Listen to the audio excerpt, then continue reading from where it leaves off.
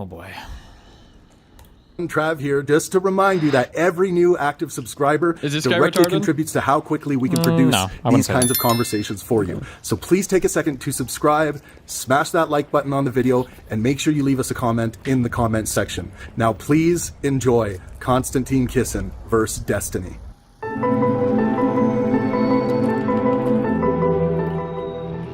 Are you the same as you were 10 or 15 years ago? What do you mean by that? The same. You're not unchanged, right? Are you pretending to be a moron, or are you actually being one? Your guys' definitions for everything change at all points in time. That's always the issue. That's Kid rock music and everything. Oh my God. Us guys. Conservatives. I'm not a conservative. I know you say you're not, but are you sure you're not running for a political party right now? Because that was the most politician answer I've ever heard in my life of a conservative view on foreign policy. Over the past 5 years, so you do this thing where you're like, well, I have to choose between two things. I'm not going to talk if you keep interrupting me. I'm not interested in this. Whatever this is. You are. I'm literally not. I'm asking you a question. You just refuse to answer. This is the game. How did I do it again? I'm asking you a clear question. You can't give me an answer. I'm not going to talk to you unless you listen to what I'm saying as well as me listening to what you're saying. People down over here. Okay, good. 2 people. Welcome to Pangburn. Are we ready to go? What I hope to see on the Pangburn stage here tonight is what I always want to see, and that's good faith, helpful discourse. The Pangburn maxim, the communication maxim, is that good faith and helpfulness are the minimum requirements for a fruitful dialectic. That's what we want to see. And ultimately, I hope this conversation tonight, when it's shared with the world, will maximize well-being for humanity in one way or another. So, in saying that, please welcome to the stage Konstantin Kissin and Destiny! That's us. 1, see the other guy? Nope, not yet. Yep, over here. 2.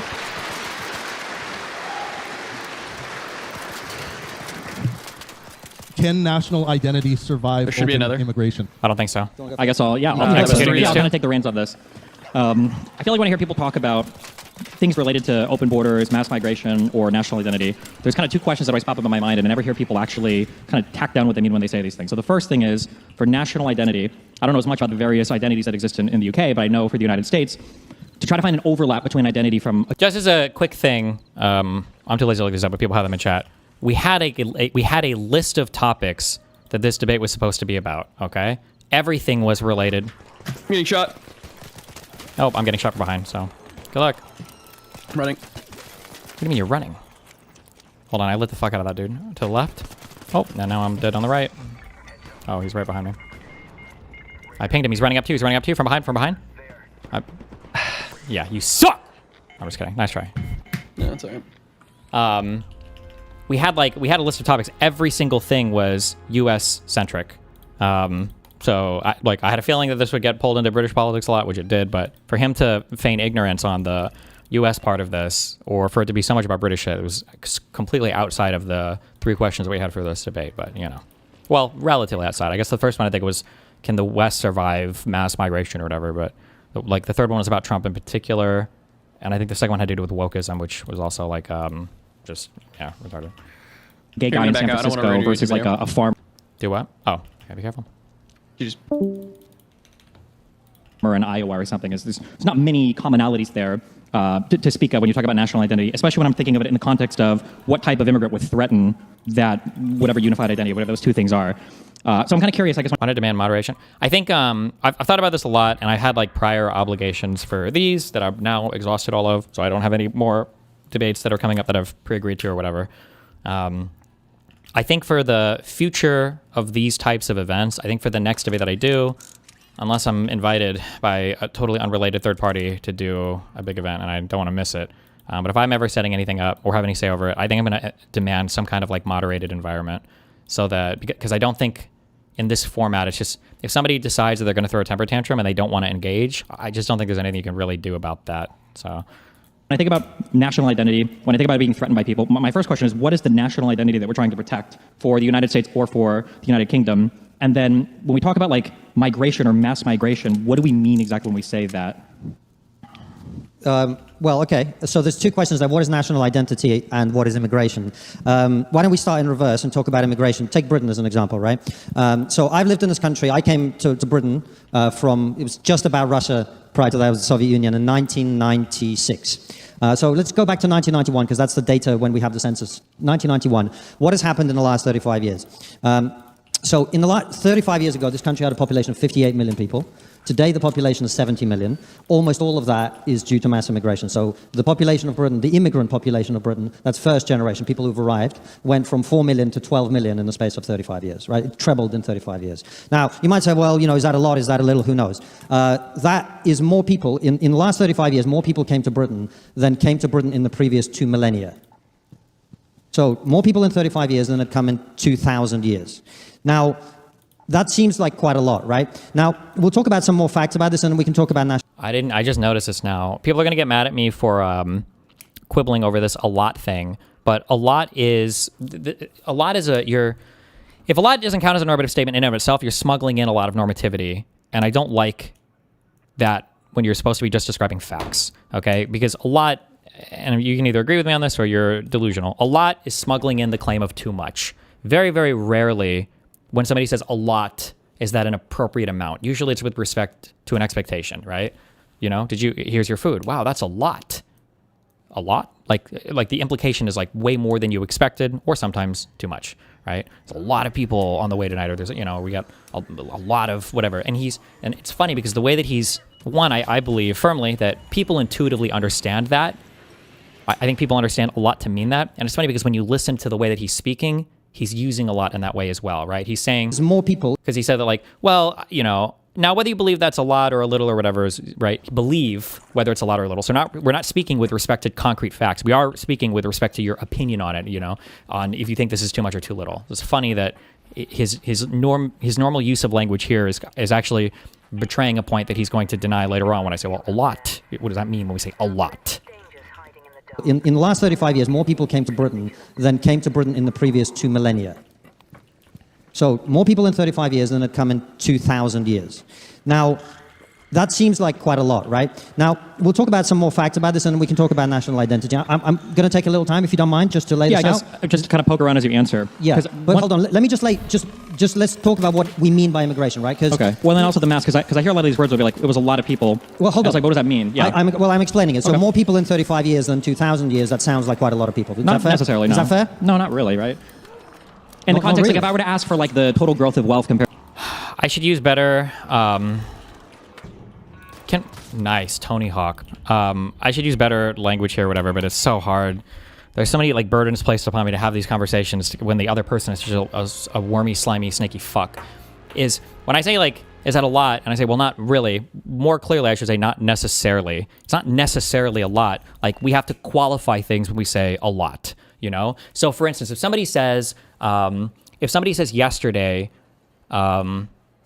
we got 100 boxes of Oreos at the shop. Do you think that's a lot of boxes of Oreos? Like, I don't know, maybe not. If somebody says, well, we got 1 box of Kit Kats, we got 1 box of Oreos, we got 1 box of Hershey bars and 1 box of Gatorade and then 100 boxes of Oreos. Is 100 boxes of Oreos a lot? Well, that feels like a lot now, right? But if somebody says we got 10,000 boxes of Kit Kat bars, we got 10,000 boxes of whatever, right? I'm just saying that giving just like some amount or giving some percentage increase, you have to give this with respect to something else.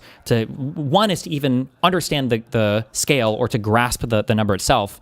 And then from there, then you can start building out like, this is a lot or whatever, right? So like one way to, like one example for how this argument could look is you could say something like, from 1950 to 2000, if you look at every other OECD country, their population increased with respect to the native population versus immigrants by 5%. In the UK, that number was 20%, right? Ooh, okay. That seems like uncharacteristically large. That seems like a lot given, every other OECD country, every other Western country. Seems like the UK had a disproportionately high amount of immigrants.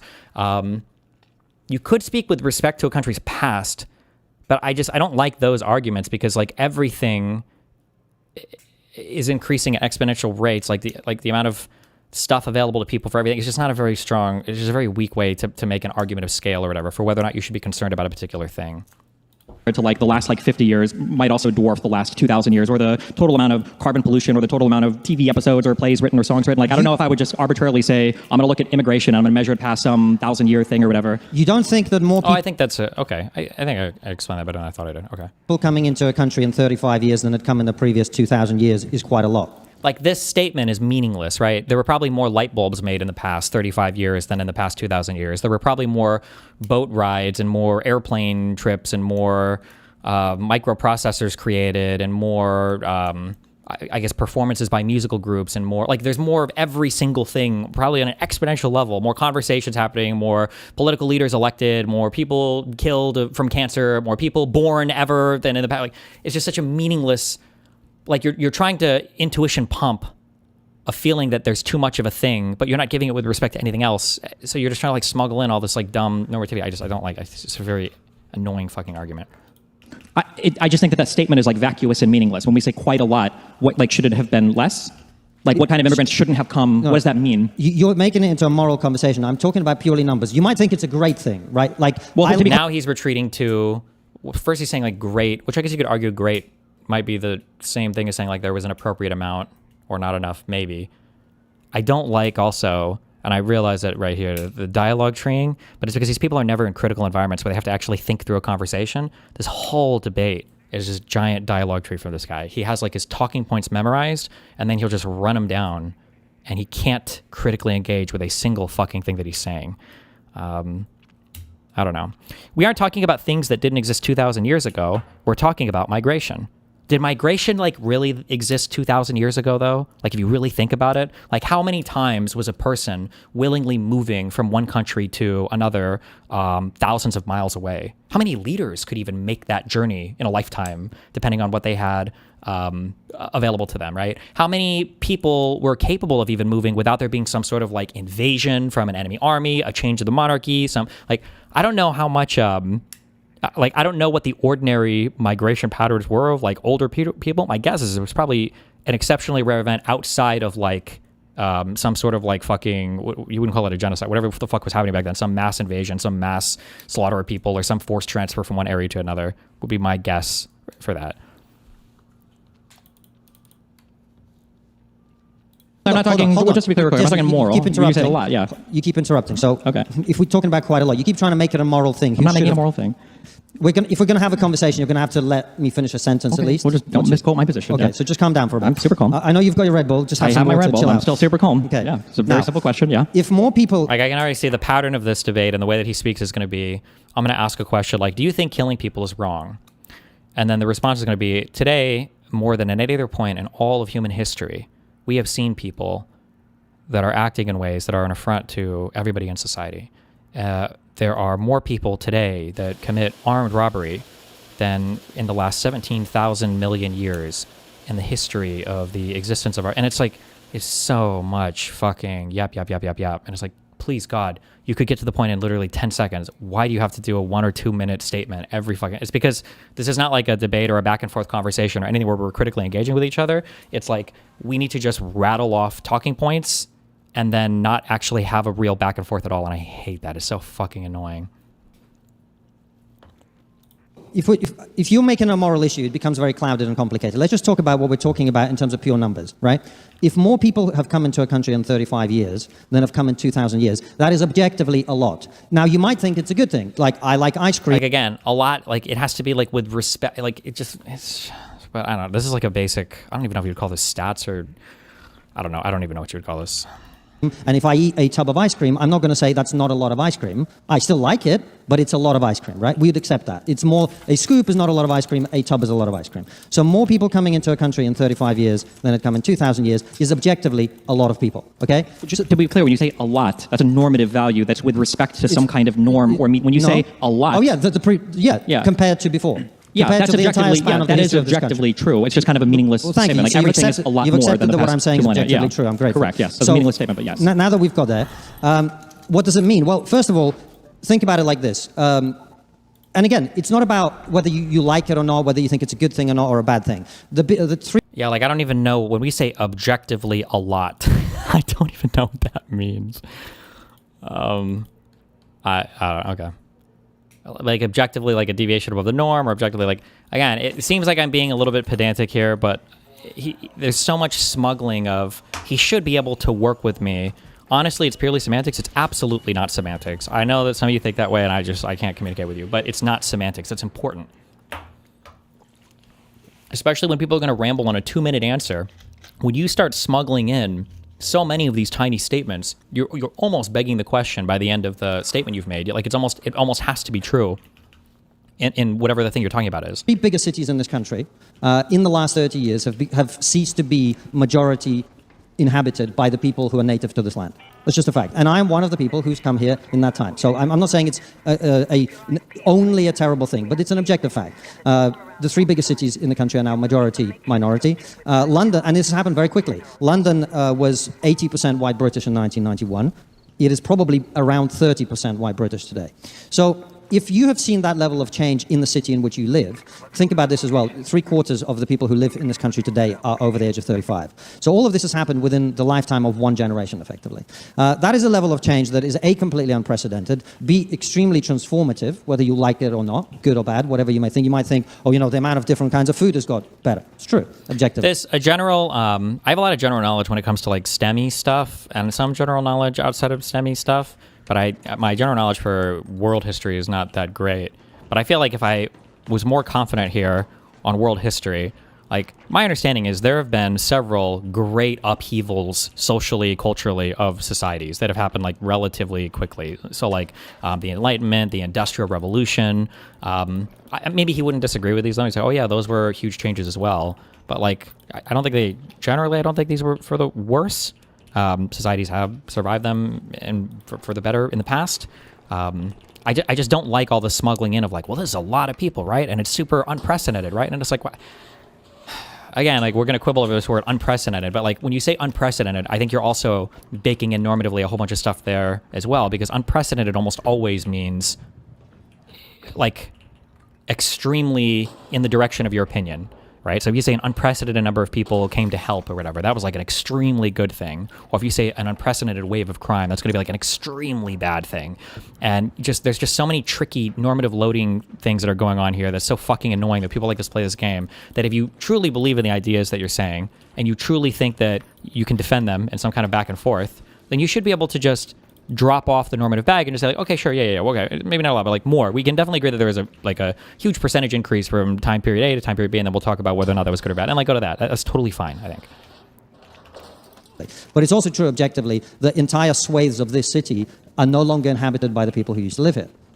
Again, this is an objective fact. You can like it, you can dislike it, but that is something that has happened. This is true of London, it's true of Manchester, it's true of Birmingham, and it's true of several other smaller cities in this country. By 2060, according to current projections, white British people will become a minority in this country. 2060 is the next 35 years, right? And that's the entire kind of demographic transformation. These are facts. Forget about people's opinions, my opinion, your opinion. In terms of illegal immigration, there are now almost 1 million. We don't know exactly. And it's like so much. Oh my God, it's so fucking annoying. I was already annoyed at this point because it's like you're obviously loading up that this is all like very negative, right? In what ways can a city changing so much, you motherfucker? Yeah, get fucked, bitch.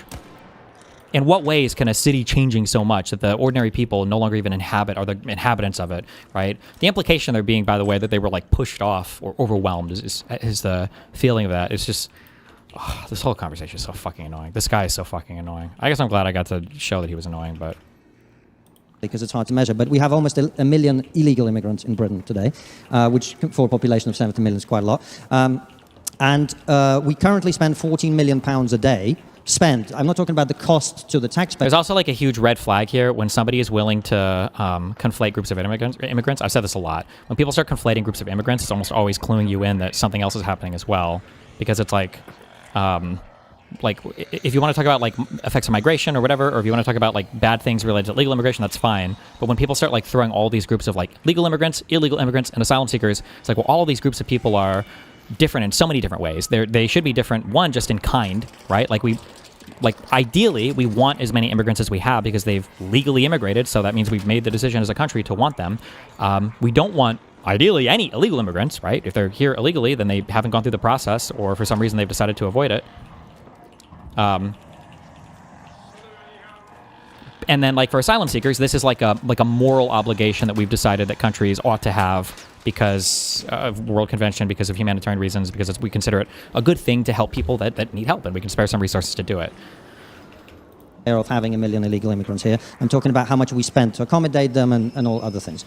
Now, 14 million, is that a lot per day? It's quite a lot. But also, this is happening at an unprecedented rate. More people come to Britain illegally today than came legally when I came here in 1996. I'll say that again. More people come here illegally every year than came here in 1996 when I came here. That's the level of change when it comes to illegal immigration, and the cost of it, £14 million a day, is increased by a factor of 10 in the last 10 years alone. So it's 1,000% more than what it was. Those are the facts about immigration. So when we talk about immigration and whether it's compatible with national identity, it depends on what we mean. If we're talking about 20, 30, 40,000 people a year, highly selective from compatible cultures as it used to be, perfectly compatible, and in fact... It's also... Okay, hold on. I need to, he said 40 million. I don't like to fact check things, even though I feel like some of the numbers he gave, I feel like a sanity check shows that these are probably not true, but I don't ever want to fact check something in a live conversation when I just don't know the numbers or the scale of numbers off the top of my head, because if I'm wrong, it obviously looks really bad. When he says 40 million, he said 40 million pounds a day are being spent on illegal immigrants that are in the country. Is that, where is that? Can somebody link me where that number comes from? Because that's is that 1.2 billion per year? 40 million times 365 is giving me a number in millions. That's 14.6 billion pounds. Did you say 40 or 14? Because I think this is a decent chunk of the British budget, right? A decent chunk. When we looked up, was about 1.4 trillion? What am I looking for? British annual or 2025 budget.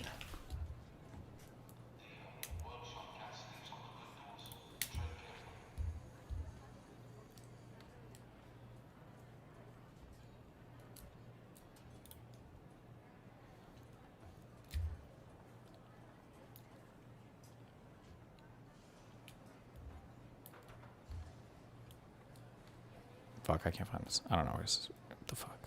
This should be an easy number to find. What was United Kingdom budget 2025? Focus on raising this in taxes. Okay. Oh, spending expected to reach 1.3 trillion. Okay. So this is not like a nothing number. Is that, does anybody know where that number comes from? This 40 trillion. Have you seen Warren Smith reacted to this debate? Yes. I'm 10 minutes into my 2-hour debate. Do you want me to click and watch his reaction to the debate that I haven't even fully watched yet? Is that, please, Jesus.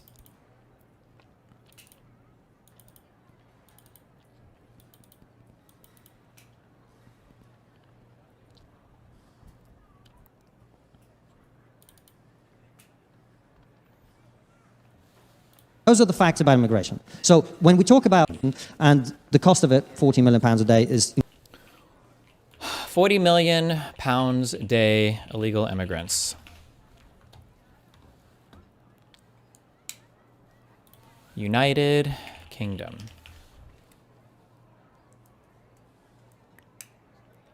My mental sanity check of this was this. It was too high. I wanted to call him out on it, but I just don't know. Maybe there's crazy amounts of welfare or something.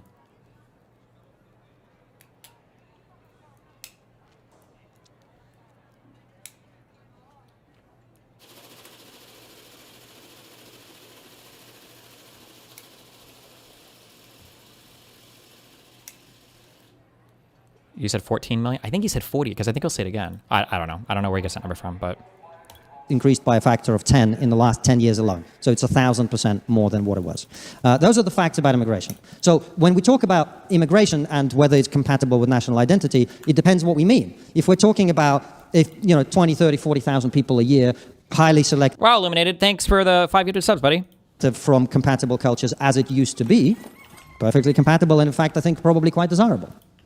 If we're talking about what we've seen over the last 30 years, I don't think it's compatible with any sort of national identity at all. Now, I've been talking for a long time. This is also another thing where I just don't have the world history, but like, I would almost bet a lot of money without even knowing the facts. I would be shocked if over the last 1,000 years, it was the case that every huge group that was moving in and out of like the United Kingdom or whatever was all like done willingly, Like, I'm pretty sure even in Britain, like, motherfuckers were fighting the Scottish and the British and the English, and like that there were people invading and not invading, and people were forced to move from one area to the idea that, like, for the last 1,000 years, immigration to the island of Great Britain has been a carefully controlled thing and always selected for maximal matching with the customs and culture of the entire society. There's just no, I don't believe that. I just don't believe that that's true for any part of the planet. There's just no fucking way. The way that population transfers happen and the way that people moved from one area to the next, either by force through things like the Armenian genocide or by, cooperation, like the Turkish Greek whatever population transfers or whatever, or through force, like I think like the Indian Pakistan stuff, there's just no, I don't believe it. I should have more general examples in history, I think. Britain got fucking invaded and taken over by French people who completely changed their culture. Yeah, I think there's an example a friend gave me. There's a reason why there's so many weird English words or whatever, and a lot of it literally came from like French people like raping the English language and shit due to like invasions and forcing customs and norms and everything and different language conventions on people. Yeah. Time so we can get to national identity after you've addressed that. Sure. So I guess the thing that is a little bit strange to me about the immigration question is that sometimes I'll hear a bunch of descriptions laid out, and I don't know exactly what I'm supposed to do with them. There's oftentimes a lack of a prescriptive statement. It seems like there's a little bit of fear of committing to any particular idea about what an ideal immigrant would look like. And then it feels like we're sometimes also lumping a ton of immigrants together. So, for instance, when we say there have been so many more immigrants that have come here in the past 30, 35 years, but then we also mention like illegal immigrants or asylum seekers, these are all different groups of people. So I don't know why. I separated them out. I talked about legal immigration and illegal immigration, right? I understand, but so the prompt has to do with basically can a country's culture, whatever, survive mass migration? Illegal immigrants are not mass migrating here. The mass migration. They are. So I just told you more illegal immigrants come here every year now than legal immigrants came here 30 years ago. I also like these numbers. It's irritating to me that it works so well, that this is so like rhetorically effective, I guess, because it shows that like people are just fucking retarded. Like these statements of like more of this has happened now than happened in 50 years ago. It's like what the fuck am I supposed to do with that? Like how am I supposed to intelligently engage with this number? It doesn't tell me anything. You're not communicating anything. It's just like a wow statement. It's so fucking annoying. This is like the plays to retards random statements. Understand that, but if you look they at are mass migrating. So then, are the legal ones mass migrating, or what? Is it just the legal immigrants are also mass migrating? It's possible for them, but it's like 10 to 1, right? So so comparing the two. Like if you want to talk about mass migration, then we can talk about, I guess, however you define mass migration. I'm not sure, and then the impacts on the culture, what you think the culture is that you want to defend. But then when we're like, well, 1 million illegal people came here, 10 million illegal people, it's like, what, I don't know why are we even breaking into groups at this point? Like we can just look at the total number of people coming, but all of it is because if you're trying to evaluate it from my frame or from my perspective, it seems random. But from his perspective, all of it is just normatively loaded in a bad direction. 80% British white to 20% British white getting raped. He didn't say getting raped. I'm mad at that. I shouldn't have that. I'm trying to make a point. But like, oh, the whites are a minority now. The inhabitants are no longer the majority inhabitants. Migration on scales we've never seen before. A lot. Unprecedented rates of migration all across Europe in ways that we've never selected for before. Like, and then illegal immigrants and asylum seekers. Like all of it is like normally loaded in a negative direction, which in any intelligent person's mind should communicate to you that this person doesn't feel confident defending their point if they've got to lump so much shit in together and then throw it out, and then is unwilling to, I think, sort through it after, I think I would say, being called out on it or being challenged to kind of like sort through these things piece by piece. But it seems like we're talking about different kinds of, we're probably talking about different kinds of immigrants. We talk about legal versus illegal. We're talking about both, yeah. Well, no. I'm talking about both. You don't see any difference between a legal immigrant versus an illegal immigrant? Well, of course I do. Okay. But they are both mass migrating here. They're both coming here in unprecedented numbers. Everything definitionally is unprecedented as you move forward in years. We have an unprecedented amount of technology, an unprecedented amount of energy generation, an unprecedented amount of... I think you might be confused about the meaning of the word unprecedented. Unprecedented is, and it hasn't happened at that level before. Yeah. Right, so if we have immigration of 20,000 people a year, that wouldn't be unprecedented because we had that before. Yeah, but the population... 20,000 a year in whatever, fucking 19 whatever, probably would be unprecedented, though, compared to fucking the 1800s or the 1700s or the 1600s. Probably would be, but... population is growing of the country, the population of the rest of the planet is growing, the economy is growing, there's a whole bunch of other factors at play. It's not like all else equal, there's just 10 million people that have shown up. Like there's other factors at play at all points in time as well. He argues this way because to the average viewer and voter, they go outside in parts of London or Luton and don't see what they saw 40 years ago. It's effective. That's fine, and I don't even think that's a bad argument to make, but then like let's just make that argument. But I think that the reason why they don't want to make that argument is because if they make that argument absent all of these other like normatively loaded numbers, then they have to actually defend it with something rather than just appealing to like, well, look at all the numbers. Like, holy shit, Jim, that's crazy. All the numbers. And it's like, oh, well, shit, must be, whatever you're saying must be true because all the numbers. It's like, well, talk about that, you know? Because in some ways, like, my argument is absolutely true that society will change all the time. Like, how many cultures or societies, I guess I kind of hint at this later on with my questions, like, how many times do you hear any time ever, like an older person saying like, man, you know, I'm 60 now, and these young kids, everything is more or less kind of like what I remember growing up. Like how many times, like, I'm pretty sure you could find fucking Shakespearean references. Like, in all of human history, older people always feel more alienated by younger generations, by their music, by their movies, sometimes by their fucking food, by their activities, everything. Like, this always fucking happens. Now, that's not to say, now, I can make that statement and I would be absolutely correct, right? But you could push back on me there, and you could... I don't want to do both halves of this argument also because I don't like steel manning or giving any of these fucking lose anything. But like, you could push back on that, okay? And you can say, oh, okay, Destiny. So society has changed a lot throughout all of human history, correct? Society also changed when the Nazis came in power, right? So if I was challenging you on the abrupt change in German society because the Nazis came in and we started giving armbands to the Jews and everything, would you say that like, well, society's always changed and that's okay, right? Because now you're challenging just the concept that I'm giving, like, well, society's always changing or whatever, right? But then you have to actually get into like, okay, true, not all change is good, right? So some change is good and some change is bad. And then you could get more into the argument of like, well, for mass migration or for migration, like, is the culture change brought on by massive numbers of immigrants? Is that a good thing or a bad thing? But then again, then you have to be willing to argue, well, what parts of the culture are you trying to save? What parts of the culture are you willing to see change? And you have to have concrete answers there. Otherwise, it's just meaningless appeal to numbers to make the argument for you, and they can't. That's not what numbers do. So yes, it's a bit reductive to say, like, well, we have an unprecedented wave of whatever. There's unprecedented things happening definitionally every year forward into the future we go. No, that's yes. not true. What's the thing that's been frozen in time? I just explained it to you. Yes, like, this would be a thing where, in a future debate, I say this, I'm always saying this, it's never going to happen, because the reality is no conservative would ever fucking agree to it. But this would be a thing where I would appeal to a moderator for clarification. Or like, I don't like him using the word a lot. I think that if he's going to use a subjective value like a lot, he needs to justify it, or we can just move into the subjective part of the argument rather than him just dropping a bunch of claims and then essentially begging the question. Fuck you. I did a bunch of numbers and I just explained why they're contextless and meaningless. But now I'm asking, what is the thing that's unprecedented? Look, or I'm sorry, what would be a thing that is not changing in the past 30 years? Like, if you had to look at something. One of the most amazing things of arguing with anybody from your position is the extent to which they refuse to understand what words mean. I don't know if people in the audience are aware of this. I don't want to call this out because I've already been aggressive at this point, but I thought about just saying it. I don't know if people are aware of how much these types of statements are like self-soothing statements for somebody that is like feeling incredibly pressed, or somebody who's feeling like there's a lot of pressure on them.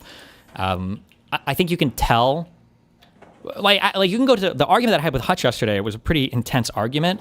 If somebody is getting annoyed by being interrupted, right? Like, I think there were times where me and Hutch were interrupting each other. Notice that when Hutch says that I'm interrupting him, Hutch doesn't say, stop interrupting me. Okay, Destiny, notice how you spent so much of this conversation engaged in interruptions and you haven't let me get out any of my points, because the only thing right, he's not doing that because he wants to say his point. Hutch is irritated if I'm interrupting because he wants to get a point. He's like, stop interrupting me, okay? What I'm trying to say is blah, blah, blah, blah, blah. And then he goes on and he gives his point, right? This is because he doesn't want to be interrupted because he has something to say.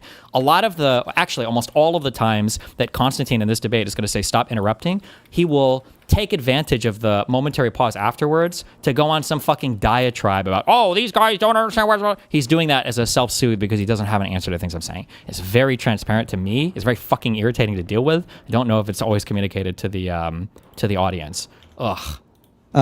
I just explained to you repeatedly what unprecedented means. It means that it hasn't happened before. There have been times in the history of this country when its immigration was in the tens of thousands, and for us to go back to that would not be going forward to something unprecedented. It would be returning to something that we used to do. Sure. Right? My question so what has happened in the last 30 years is unprecedented. Is there anything in U.S. culture, in British culture, that has remained the same for the past 30, 40, 50, 60 years, for the past 100 years, that doesn't have an unprecedented thing happening constantly? Absolutely. I mean, so this would have been a really good opportunity to bring up some kind of like strong British, maybe even Western like virtues or concepts or whatever the fuck else that he feels like current mass migration is threatening.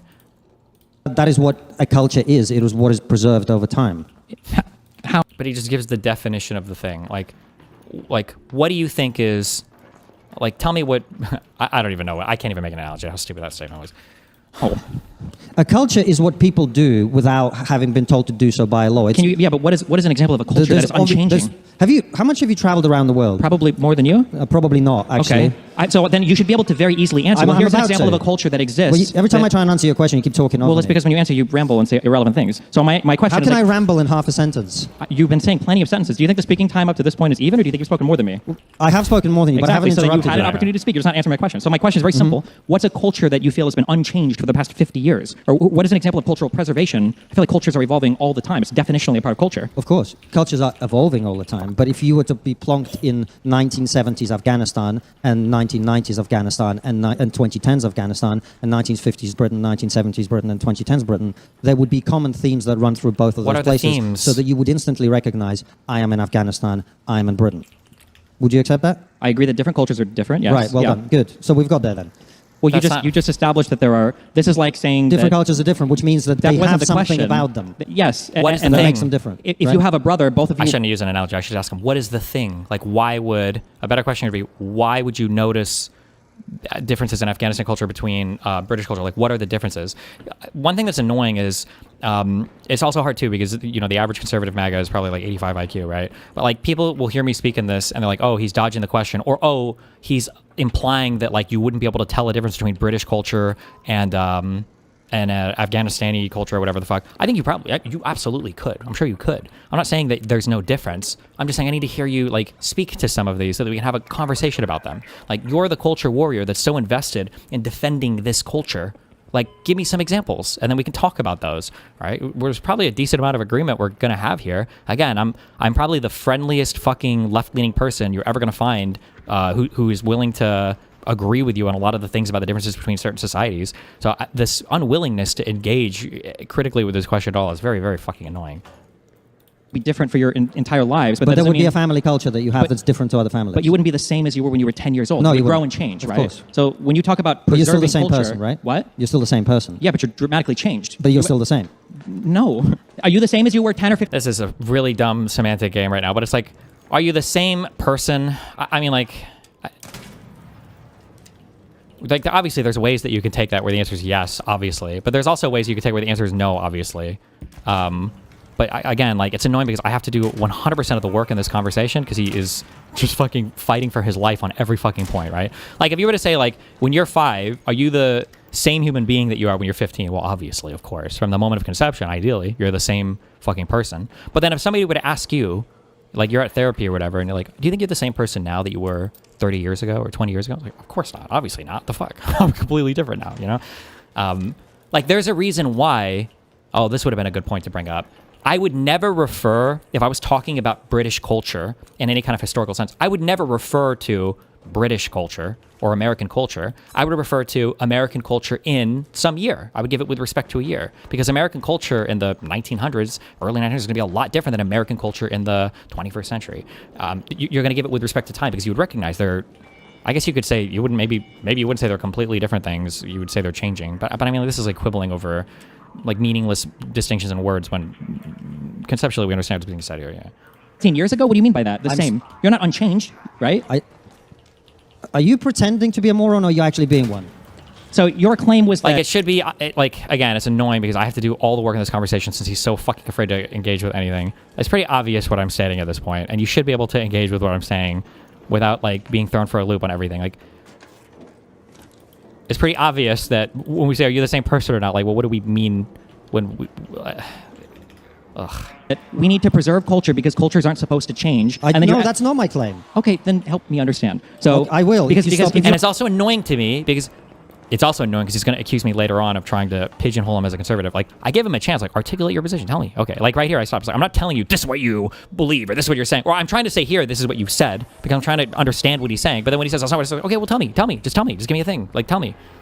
Remember, this whole topic started with, I'm curious, what is the thing that is precedented? What's the thing that happens continuously through all of history that isn't changing? And then you pointed to the fact that Afghanistan and the United Kingdom are different cultures. Like, that's something that I would reject. No, I didn't. I was just explaining to you what cultures are, which are the cultural differences between groups of people that remain. Like, even this is a stupid answer. I feel like he's actually never answered this question before. Like, they doesn't have a set of arguments ready to go. Like, this is a very level 1 question. Like, when you're trying to preserve a culture, what is that culture you're trying to preserve? To not know how to answer to this question? This is a very sussy baka lack of understanding here for something that you talk so much about. I don't know. It's a little bit shocking to me. No, I didn't. I was just explaining to you what cultures are, which are the cultural differences between groups of people that remain fairly constant over time, despite changing somewhat, as all cultures do. Your definition of culture is the... Like, what a non-answer. What? Difference between your culture and another culture? No, I gave you my definition. You said it was the differences between cultures that change over time that define one culture against another one. Okay, let's reset, and you talk for a bit. Like, this is like a self-soothe, right? Like, can you just talk about, I don't want to engage with it anymore. You can't answer the question. Again, like, I would be fighting to get my points out here if this was a thing that I felt strongly about, right? Are jazz and rock, is jazz and rock the same thing? No, jazz and rock are different. What are the differences? Well, over time, jazz has done things, and over time, rock has done things, and those are the things that are, and the things that have remained constant and changed between each other. It's like, no, well, there are different things, right? I would say that jazz is cool. No, I'm just kidding. Right? You know, there are different instruments that you use. There are different group compositions that you use. You know, rock bands tend to have a guitar player, a drummer, a bass player, a singer. Jazz, there are different subgenres of jazz that oftentimes don't have singers. It's more rare with rock. Like, there's a ton of things you can point to that are differences between the two things.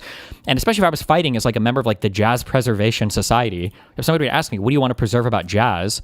And I'm like, well, it's different than rock. Like, that's your definition of your entire genre of music? What do you mean different than rock? And then I talk for a bit. And then you talk for a bit. Well, no, because I noticed that this is how it feels like a lot of these types of people, the centrists, the reformers. Like, if you were a person who didn't come into this with opinions about this debate already, like, what would a person walk away from thinking Konstantin believes British culture is? Like, what is the British culture he's trying to preserve or say? I have no idea. The difference between that and Afghanistan culture, I guess? I don't know. The MAGA, whatever, is you paint with such broad brushstrokes that by the end of a sentence, I feel like you haven't really said much at all. And I'm just kind of curious why, when you guys speak about things like the preservation of culture, I don't really hear you allude to anything concrete. Or when you talk about wanting to preserve something, you talk about how something has changed. I don't necessarily hear, like, what are the things that are changing that you don't like. You'll point to things like crimes, but I mean, like, crimes are illegal. Obviously, they shouldn't be happening. I just don't really hear anything concrete ever, and it's very unsatisfying to listen to a bunch of people kind of ramble on and on and on without ever having a clear point about what they're talking about. So I guess I'm just trying to figure out, for British or American culture, what are these things that you feel are common, maybe you go back 30, 40, 50 years, that were common across the whole country that you feel are changing in a way that they never changed in the past? Okay. A little wordy, but fuck this guy. But I think I'm getting my point across here. Like, what are the common British themes that have existed that weren't changing initially, but are now changing, I guess you could say because of mass migration or whatever, or just haven't changed traditionally that you see changing now? Yeah. I think that's a decent question. Okay. Done? and again, like, this is another thing, right? Like, this is self-soothe. Done? Like, are you not eager to answer the question? Can you really not engage with this at all? Are you that incapable of having any kind of conversation that it's not just like rattling off your boring fucking talking points? I don't know. You're going to answer that question? He's not going to answer the question. Go ahead. I've attempted to answer your question many times, and I'll do so again. However, first of all, am I going to be okay to speak now for a bit? More self-soothing. Sure. There's a timer. He's running it down. That's what the point of these types of stupid fucking rhetorical questions are. But all right, run it down, Chief. Repeat my question first so I know what you're... Your question is about what is culture. You brought up crime. That wasn't my question. My question is over the past... It's not even what my question was. Not what is culture. We already passed it. You didn't answer that. I just want to know what the cultural things are now because you weren't capable of answering the cultural question before. Oh my God. Past 30 or 40 years, what are things that have changed in American or British culture that you feel over the past 200 years before that were unchanging? Okay. One of the things that has changed in Britain over the last 30 years is we now have extensive number of Islamist terrorist attacks, mass stabbings, mass rape of British girls by Islamist and Muslim grooming gangs. This is not something that happened in this culture before. We can quibble over is crime part of culture. There's a concession, I guess you can say it is, but in my mind, you have like fundamental building blocks of society, and then on top of those fundamental building blocks, you get ideally like culture is more than just your survival, right? Culture are like I don't know if you would say the artistic things necessarily, but they're like the peak expressions of human creativity, I don't know, of our humanness, right? So when I think of like basic needs of like, does everybody have homes? Does everybody have clothing? Does everybody have, like food and water? Is there relatively little crime? Like, I guess you could argue that these are like cultural aspects, but I mean, I feel like these are more prerequisites to culture. I guess more so than that, like on a subjective level, I want something more here for a variety of reasons. One is because I can't imagine that like the historic defense of British culture is like, well, there wasn't much crime. That's one, I don't even know how true that is. But then two, it's also like, what a sad state of affairs that like the big cultural thing is like not many rapes, right? I don't know. That just feels very unsatisfying to me for one reason. Number two is because I don't think that if you were to get rid of all the rapes, I don't know if that would even influence how he would feel about any group of immigrants coming in at all. Like if I were to tell you could bring 1 million Pakistani people here and their crime rates were half that of the native population guaranteed, would you be okay with 1 million of them coming over? I don't think that would move the needle on that much at all. But I mean, I can't ask that now, so. Okay, so sexual assault and rape did happen before. Did you hear the words I said, or did you? So you said grooming gangs. I know there's the example from the 80s and 90s of the Rotherham. They're not from the 80s and 90s. They're happening right now. What is another grooming gang example? Because I know there are rapes and stuff that happen, but I don't think there are. Yeah, well, let me. Apparently, there are a couple other grooming gang scandals that I didn't see in Lonerbox's notes. I saw somebody tweeting about it. And I looked up a couple of these. There are a couple of these. They're not at the anywhere. I don't even want to say anywhere near like it justifies the magnitude. They're not even in the same fucking universe as the numbers that he gives. But there were a few other ones at least. I think I saw at least 2 or 3 other ones, which are very bad, 100%. I don't think anybody should be getting raped. Explain it to you. So grooming gangs, this is a euphemism that we use to pretend that... And then now we're launched into some other fucking explanation. Now we're pigeonholed on fucking crime. They're not what they are mass rape gangs where young British girls, usually underage... Fuck, there was also such a great counterexample here that I should have brought up, but I didn't. I also don't know how they feel about Catholics, I guess, in general in Europe. But like in terms of like, if I had to guess without thinking immediately, I'm wondering if like the largest kind of like quote unquote grooming gang mass rape thing that's probably ever happened that I can think of in history is probably the Catholic Church. And this is as a Catholic, okay? I love my fellow Catholics. But I'm trying to think if there's anything that would be on the scale of like, Catholics literally have their own fucking country. And then like, that was arguably like a form of like a top-down conspiratorial thing. You had like archdioceses and like large religious figures that were moving priests that had been engaged in the molestation of boys. In terms of like grooming, like a lot of this stuff is happening in churches or schools where the kids are there from a young age. Like this is like definitionally for real grooming. There was also a thing brought up. I didn't know this until after the debate, unfortunately. And also, I'm not as comfortable on British cultural grounds. But another thing that was brought up that I thought was very interesting is that for some of the grooming gang stuff, and then for just some of the rapes in general, apparently in the United Kingdom, and I fact-checked this after I was told this by somebody to make sure that I'm not completely hallucinating this, or they weren't just making up a thing. One of the issues, now I'm not saying that there weren't other issues related to government officials being a little bit reluctant to report stuff because of like, crime, because they didn't want to be seen as racist or anything else. Did I hit that other shot? God damn. You call me a bitch. Oh, he sounds British. Did I get that other dude? Did I get him at least? Tell me I got him. You got him, brother. You got him. Oh, hell yeah. One of the reasons why it was apparently difficult to get some of these like rape allegation things reported, it was because of, I guess there was a thing for a while in British culture to where if you have a girl who's 14 and she like does drugs, a little bit like what do they call them, slags or something, you know, just seems like kind of like a slutty 14-year-old, that the British police just wouldn't take things from them that seriously because they're like, you know, she's saying it's prostitution and rape or whatever else, but like they're probably just kind of fucking whores that are out here, you know, fucking people and doing shit, which I thought was kind of insane. But apparently this was like a recognized problem when it came to reporting like rapes or prostitution for some of these young girls. And you could argue, right? One could argue that that is an artifact of Judeo-Christian thought, that like if you're involved in sexual shit and you're up to no good as a kid, like it's your fucking fault, especially for women that are trying to report stuff like that. But regardless, not to defend the grooming rape stuff, I think that's not a good thing. We should never be grooming or raping people. Ever. Not good. I need to go down. Let's go to the Olive Grove. But also often sometimes young women would be plied with drugs, plied with alcohol, would be taken from the care homes where they were, predominantly by Pakistani, sometimes other Indian subcontinent Muslims. They would be targeted primarily because they were white and British, so these were racially aggravated hate crimes. And they would be mass raped over periods of years sometimes. That did not used to happen in Britain.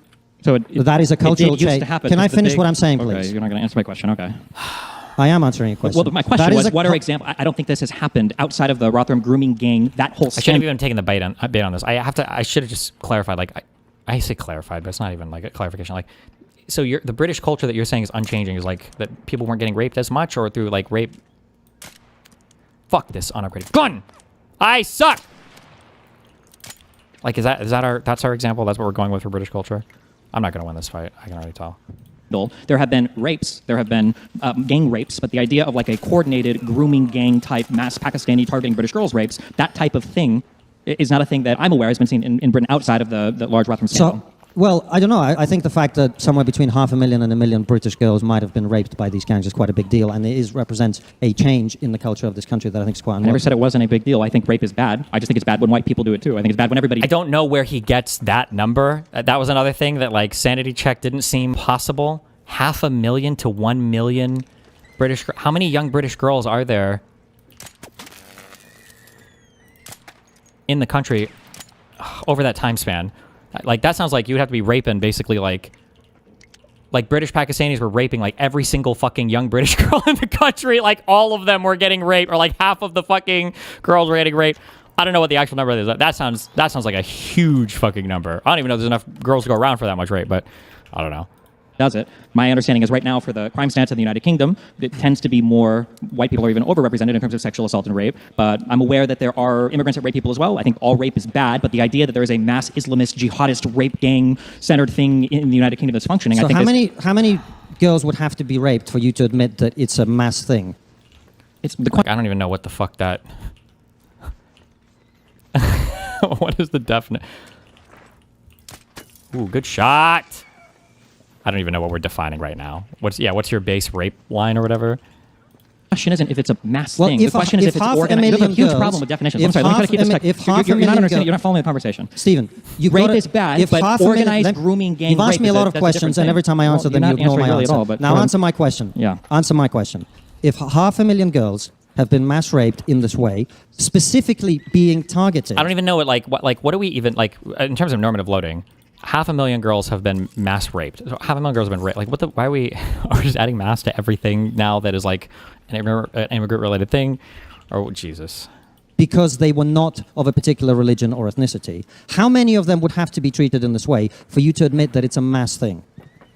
What's the number that makes... Answer my question. I don't know how you would identify Give us a mass number. thing. Give us a number. The question was organized grooming. You said 500,001. So you're right. You're right beneath the threshold. Maybe tomorrow you'll have it. It's actually... So the question is there actually organized... between 500,000 and 1 million. Okay, I'll ramble for a second, and then you can ramble after. So you agree that it's mass. My issue is because you do this thing over and over again, where you won't accurately identify a problem. You'll invent these things because rape isn't bad enough. Now it has to be like a mass grooming gang rape thing. And then what happens is you conservatives, you play this game where you falsely identify a problem, you lie to the audience about it, and then you manage to gain power. You go through with some wacky scheme. Go figure, the wacky scheme doesn't fix anything, and then somehow you come back with the same recycled narratives over and over again, asking for another shot at it. It's happening right now with Farage and reform. It happened with Brexit. Brexit didn't reduce immigration. It didn't help you with your economy. It didn't do anything really good for the United Kingdom at all. And then it's happening now with reform coming in and making all of these promises to the British people that you're going to be able to cut all of the revenues coming in. You're going to be able to increase all of your funding. You're going to have a no-wait NHS. And it's all built on the same lies over and over again that didn't help you affect any positive outcomes in the past, and it's not going to help you affect any positive outcomes in the future. You can sit here and you can be upset about it, but I watch you and Matt Goodwin debate on stage where you guys both made the bold prediction that once the Tories were out, your immigration numbers would be over 1 million per year. They plummeted to 300,000. I haven't heard you say anything about that. Your predictions were completely wrong, just as they were with Brexit as well. I don't know why they clap for me, but thank you. Well, that was a wonderful presentation. The problem for you is I voted Remain in the referendum. Because you hadn't been bullied by the Cambridge students yet. I'm aware of the history, but... True! So, you've come here with a bunch of talking points. That's great. Hold on. We can break down anything you want. Stop interrupting. Don't accuse me of having talking points. Stop interrupting. Stop interrupting. Then address what I said. Stop interrupting. Address what I said. Stop interrupting. Address what I said. Stop interrupting. I believe in you. Stop interrupting. I let you talk, and I let you make your points. Have some respect for me and for my opportunity to express myself as well. Like this statement, I let you talk and I let you make your points. Now let me talk and let me make my points. Like, no, motherfucker. This is a Zoom call. We're supposed to be having a back and forth, not a 2-minute yap fest from both sides. But again, like, this is what these guys do. And then they pretend that they've had like a meaningful discussion. Like, as long as I'm allowed to ramble for 1.5 minutes, you don't really challenge me significantly in anything or force me to explore anything that I've actually stated, rather than just accepting it as true, or at least accepting it as my opinion. And then you get to do your yap, and then we go back and forth yapping like that for 2 hours. And it's like, bro, Jesus fucking Christ. Like, we really can't critically go back and forth on anything at all? Like, that is how a debate is conducted. So stop interrupting. We started this with a conversation about mass immigration, and I gave you the facts on it, and I defined what immigration is, right? Mass immigration. Now, you're talking about culture. I also explained to you what culture is, and I explained it to you by explaining that it's a continuity of certain things, which may also evolve over time.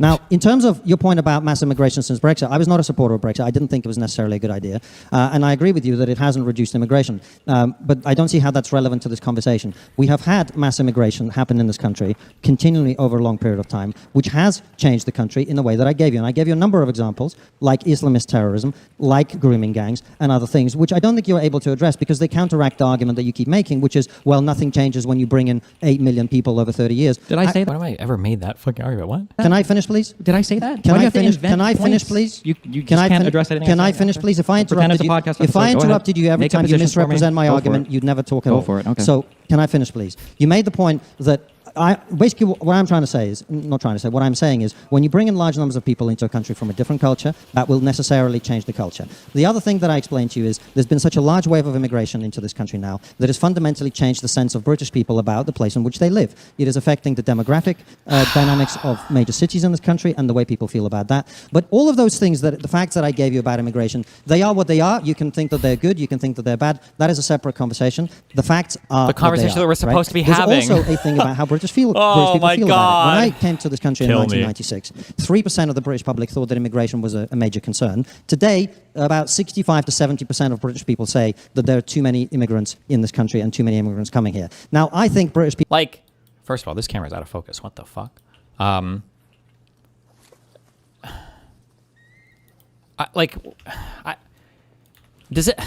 don't understand this thing. I understand it. Will you just like ramble off like these numbers that are not relevant? It's just like memorize talking points. 8% of the British, 96%, blah, blah, 2% of this, 5% of this, 400,000 this compared to 30 years ago. Okay, can we like actually have a can you critically engage? When I say critical engagement, when I say that, what I mean is that when I speak a sentence, you're looking at the meaning of the things that I'm saying, and then you are responding to the things that I'm saying that is either agreeing with or countering the points that I'm making. When I say critically engage, that's what I mean. So if I say something like, I think that your hair is ugly because your hair is the color pink. If you respond with, goth bands are popular and they have pink-haired people or whatever, you're not really critically engaging with what I'm saying. You're just rattling off something. Right. If I say, I think your hair is pink, therefore it's ugly, and you're like, well, actually, I think it's very pretty. And I think that a lot of people think it's pretty. There are a lot of goth bands, for instance, that have pink hair, and a lot of people like the way that goth singers or whatever look. Therefore, that's like you have a fact that you've got there by the goth bands, but you're actually critically engaging with what I'm saying. You've taken a thing that you've memorized and you're making it apply. I don't know do I have to explain what the fuck critical engagement means? Like, that's not just like rattling off a fucking talking point? Holy shit. People probably have a better idea of how they feel about immigration than you, Stephen, and that is how they feel. Why do you think over half the British population believes that the majority of the immigrants here today are here illegally, if they've got such a great handle on it or a great idea about what immigration is doing to the country? The reason that people overestimate immigration is people generally, when asked about things, overestimate pretty much everything or under... Then how, like this is what I mean. I say critical engagement. How are you not undermining exactly what you just said? I think the British people here have a really good understanding of the immigration, more than you. Oh, really? Well, then why are they off on this from an order of magnitude? Well, that's because people actually don't know fuck all, and they actually overestimate fucking everything when asked in polls. Like, okay, wait, so then they don't have a good handle on it? Like, what the fuck? Estimate things terribly because people are not very good with numbers.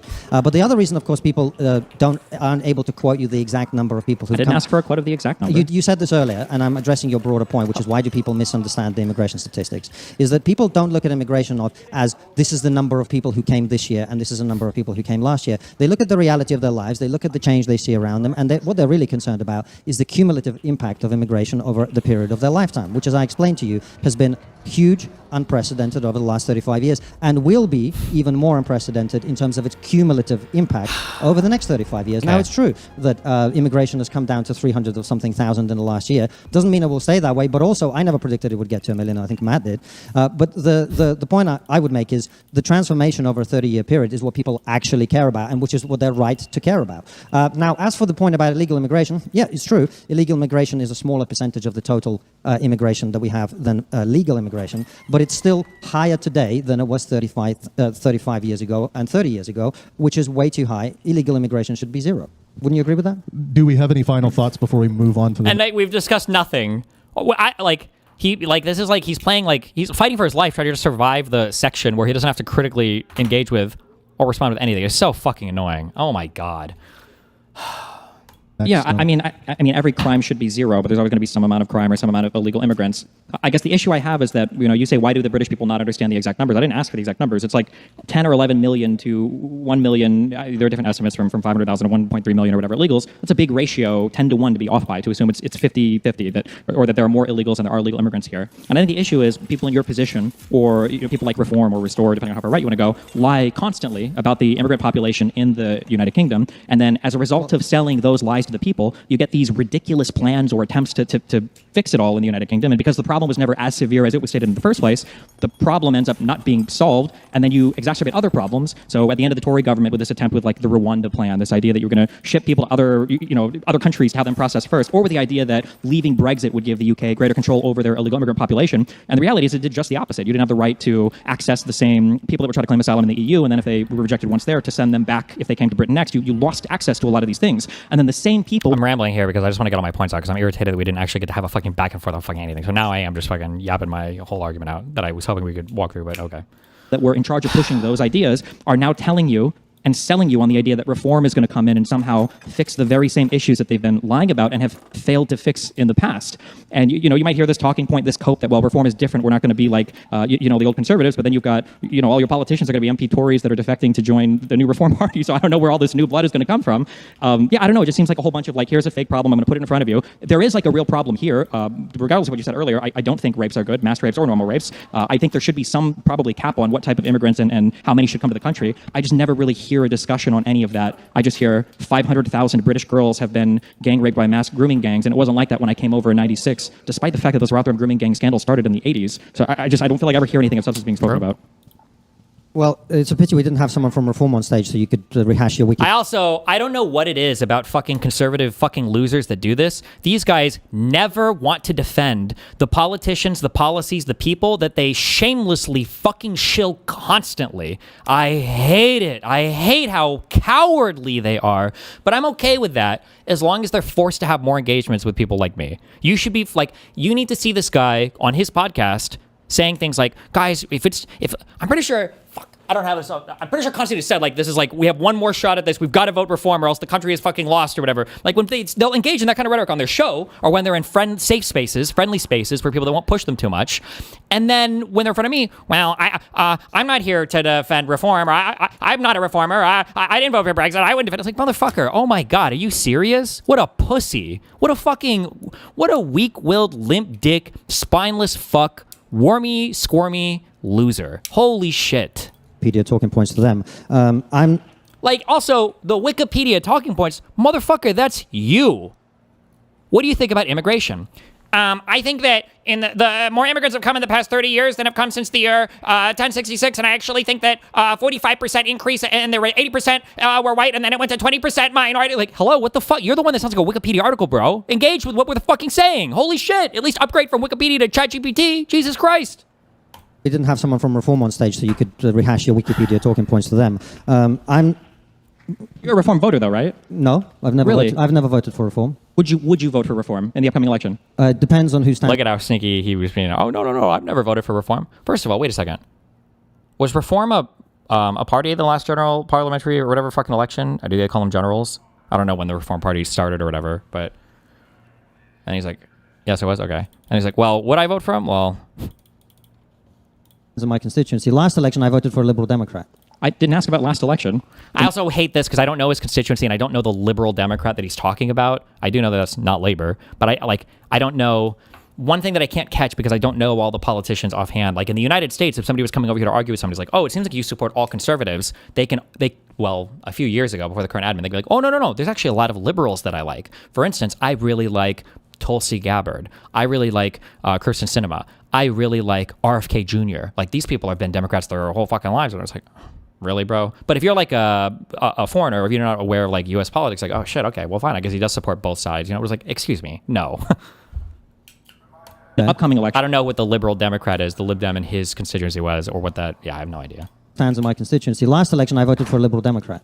I didn't ask about last election. In the upcoming election, will you vote for Reform? I will probably vote for the same person who's a Liberal Democrat. Okay, so you don't think you would support the Liberal Reform guy I don't know what your Liberal constituency reform. is. There's no party called Liberal I'm sorry, Reform. you won't support the reform candidate in whatever upcoming election. I don't know what constituency you live in. I just told you that at the last election I voted for Liberal Democrat. Yeah, I know, but the reason why you're saying that is because He's definitely not a Lib Dem supporter. They're like center left. Okay, sure. You won't answer for the next one. Stop interrupting. Tell the question, Stop Dodge. interrupting. Stop interrupting. Yeah, go for it. I just told you that at the last election I voted for a Liberal Democrat, and at the next election I intend to vote for him as well. I'm just curious. You said in the past that you regret, or not that you regret, that you voted Remain for Brexit. Do you think that was a good vote? Do you think you should have remained, or do you think Brexit was a mistake? I don't regret my vote for Remain, no. Do you think Brexit was a mistake? I think it had its negatives and positives, yeah.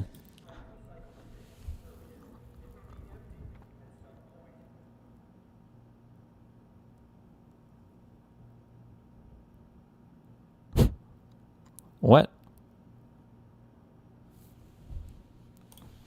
Like, Are you sure you're not running for a political party right now? Because that was the most politician answer I've ever heard in my life. Do you think that on net was Brexit a mistake? Every decision has trade-offs that are positive and negative. Remember what I said earlier about saying words that mean nothing? Obviously, this is true. But I'm asking, do you think that Brexit on net was a mistake? I think a lot of people think that Brexit ruined the economy. I'm not asking what a lot of people think. I'm asking you on net. Do you think that Brexit was a mistake? I think it had some things that made things worse, and I think it had some... If you were God, Holy shit, bro. Hello? and you could choose whether or not the UK voted 51% Brexit or 49% Brexit, what would you push the button to have had them vote? 51% they would Brexit, or 49% and then they would remain in the European Union? I honestly don't know. Like, okay. Now, like, again, this is the thing where I'm glad at least I got him to say this, because this motherfucker, every time he's on a show, especially talking to Americans, that every time this guy talks about Brexit, he always brings up, he says this so much, I was a Remain voter, I was a Remain voter, I voted Remain, I voted Remain. Like, that's supposed to give him some kind of centrist fucking credit. But I've never heard anybody actually press him on, like, would you still vote Remain today? Do you think Remain was a good vote? Do you think it's like, because this is what I mean when it's like pussy fucking answers. But like, people also do the same thing where they're like, oh, he's not a Russian shill or whatever. Like he's actually super pro Ukraine. And it's like, kind of, but not really. Like, he criticizes Russia in like the expected ways, and he quote unquote supports Ukraine in the weakest ways. But the way this support actually plays out, and the talking points these are all pro-Russian, right? How should we help Ukraine? By breaking away from NATO and the United States of America, because they're not reliable. Europe needs to do its own thing. Why did Russia invade Ukraine? Because they felt threatened by NATO expansion and by the 2014 CIA coup in the country of Ukraine. Like, they're all Russian talking points. It's like meaningless support. Okay, but so the reason why I asked this question is to illustrate. I asked this question to illustrate how frustrating it is when people like you say things like, "Well, I voted Liberal last election," or "I voted Remain." Okay, you don't stand by that anymore, though. You constantly do this thing. No, you don't. You constantly do this thing where you come on stage or you go on your show and you'll say things like, "I used to be a liberal, but the liberals have changed so much. Or I used to be a left-leaning person." I know you've tweeted the dumb picture. I know you've done it. They changed so much, and now somebody found this like an hour after this went up. Also, thank God, this fucking picture. He tweeted this like 4 times. Now I have to identify with the center right. I've heard you literally say things like Tommy Robinson makes statements to the left on immigration compared to Hillary Clinton and Barack Obama. He does. Yeah, okay. He does. I've heard you say That's things like that, right? But then when I ask, but then you guys say that everybody else has changed, and then I ask you about your past political votes, you won't defend them. So it seems like you're the one that's changed, which is fine, but you should just own that. I voted Remain for reasons that were entirely different from the reason that most people voted Remain. The reason I voted Remain is I thought that it would weaken you. This segment is funny and all, but to be fair, is it hard to imagine his position being undecided on the Brexit question? 1, yes, it is. But 2, if it's undecided, then don't try to claim it as some huge fucking credit to your political centrality or whatever. And just say, I don't know, I voted Remain in the past, so I was like 50-50 on it, and today I'd still be 50-50 on it. He brings up Remain, the Remain vote, he brings that up as a way to establish his centrist creds. That's why he brings that up. Europe's ability to stand up to Russia. I think I've been proven right on that. And I think the division within Europe has made Europe weaker in terms of its ability to stand up to Russia, and I think we've seen that. So in that respect, I think I was right to vote Remain. What I don't agree with is the narrative that a lot of people like to spin, that Brexit ruined the economy. I don't think that's true at all. If you look at the way other European economies are performing, they're performing even worse than the British economy. So my attempt to give you a nuanced answer is not my refusal to stand by my vote. It's an attempt to use my brain and give you a nuanced answer. Now, in terms of final, did you want to wrap up? I also hate this weird, annoying, like, my unwillingness to answer a question, like, with any amount of substance is actually just me being nuanced. Like, as long as I say a lot of words, it's nuanced. Kill me. Want to move on? Yeah, just final thoughts on this topic. That would be great, guys. So final thoughts on this topic. I would just recap and maybe add one other thing. We have had a level of mass immigration into Britain that has been extremely disruptive over a fairly short period of time, that has created an disruptive how? Environment in which major cities in this country are effectively no longer the domain of the native population of this country, which is very disruptive to the... Disruptive how? Is that bad? Is it good? I imagine it's bad in your mind. And maybe I could even agree it's bad, but how? Bad with respect to what? People who've lived here. I'm not one of them. I myself am an immigrant, but I totally recognize that that's happened. And then also, again, this thing of like, well, look, I'm an immigrant, guys, so it's actually, like, I used to vote for Remain. I vote for the Liberal Democrat. I'm an immigrant, too, so I can't possibly raise... My kid is the son of... My kid is my kid, so I wouldn't say they're English, so I can't be racist. Like, so, ugh. Culturally, there have been some terrible things that have happened. I mean, the example of terrorism and grooming gangs is just one of them. But the failure of integration more broadly has been a big problem, to the point where you now saw in the by-election in Gorton Denton, the Green candidate campaigning in Urdu in a foreign language, in a language not of our country, which I think is a signal of the terrible divisiveness that is we are likely to see in other communities. Like, imagine if that would have been a talking point, especially because that's one that and I'm sure he doesn't know, because obviously he doesn't do any fucking research, obviously, but also because he just is not capable of having a back and forth conversation. I might agree on like having a national language. I don't know if England does, but like language is a thing that I actually feel like you can make maybe points on, where it's like if everybody in the country is not required to speak the same language, things might get like really fucking weird really fucking fast, maybe, you know? Like, I wouldn't be immediately opposed to that type of idea. In other constituencies where some communities haven't integrated at all, and I think what that signals is a kind of, a democracy works when people vote on the ideas that are being offered to them, not the ethnic and religious background of the candidate or the things that they will tell them. And I think you're increasingly seeing that. So all of these things are big worries to me. And of course, a lot of this would have been much easier to manage if we hadn't also at the same time had the doctrine of diversity, inclusion, and multiculturalism. And then we throw in our DEI talking points as well. Holy shit. Which have, instead of creating a monoculture into which people are encouraged to buy in and integrate, have instead created a society in which people are encouraged to see themselves as members of an individual community, which I think is essentially the end of a democratic process the way we've understood it to this point. So I think these are all terrible developments, and if this continues, it will only get worse. Thank you. I mean, we introduce new things, so I don't know. I don't know what the monoculture is. Final thoughts are we going to have? Well, I mean, when we introduce new concepts like DEI was why Liz Truss, helped 700,000 people come to this country from mainly non-EU places. I just don't know how DEI was the policy there from the Tories that enabled all that mass migration. When we talk about the monoculture, you're right, I don't know about the United Kingdom. I mean, Scottish people don't seem like they share a monoculture with English people. I feel like rural people and city people don't have much of a monoculture. I don't know if they've ever had a monoculture. I know in the United States, we talk all the time about the difference between city slickers and the good old people. Like, it's annoying here too, because like insofar as like British culture and shit, he should be able to bury me on substance on this. Like, not with these like vague random allusions to whatever the fuck. Like, I'm not British. I don't know fuck all about the only thing I know about British culture is every single day I find out another classic good old American actor is actually some fucking bonger in disguise infiltrating my media. That's the only thing I know about British culture. Okay, his inability to engage with any of this critically is just wild to me. In the country and doing the farms and everything, but then we're also simultaneously very concerned about demographic change in the cities. But then at every other point, it seems like the country-related people hate the urban-related culture anyway. So yeah, I don't know. It'd be interesting at some point, maybe at some time in your life, if you ever wanted to dive into these issues for real, maybe on your show or with somebody you're more comfortable with who won't challenge you as much. It'd be interesting to hear a conversation about what do these values look like when you talk about changing culture. And the answer is, well, some people bring crime. That's not culture. Like changing culture would require you to identify some fundamental aspect of the culture of a country and then to point out to how that fundamental aspect is changing. When you say immigrants are coming and a lot of them commit crime, it's not really a real answer. It's not very satisfying. It's not really getting to the heart of the issues. And shall we move on to wokeism? Sure. So the question is, speaking of culture, has wokeism caused harm to the political climate? Wokeism. You want to go first again? I shouldn't be so eager to go first. I feel confident for my arguments. I'm always eager to jump ahead, but I should let them trap themselves a little bit more. This is another fucking insufferable fucking topic. Remember, we were given these 3 questions ahead of time. Yeah, sure.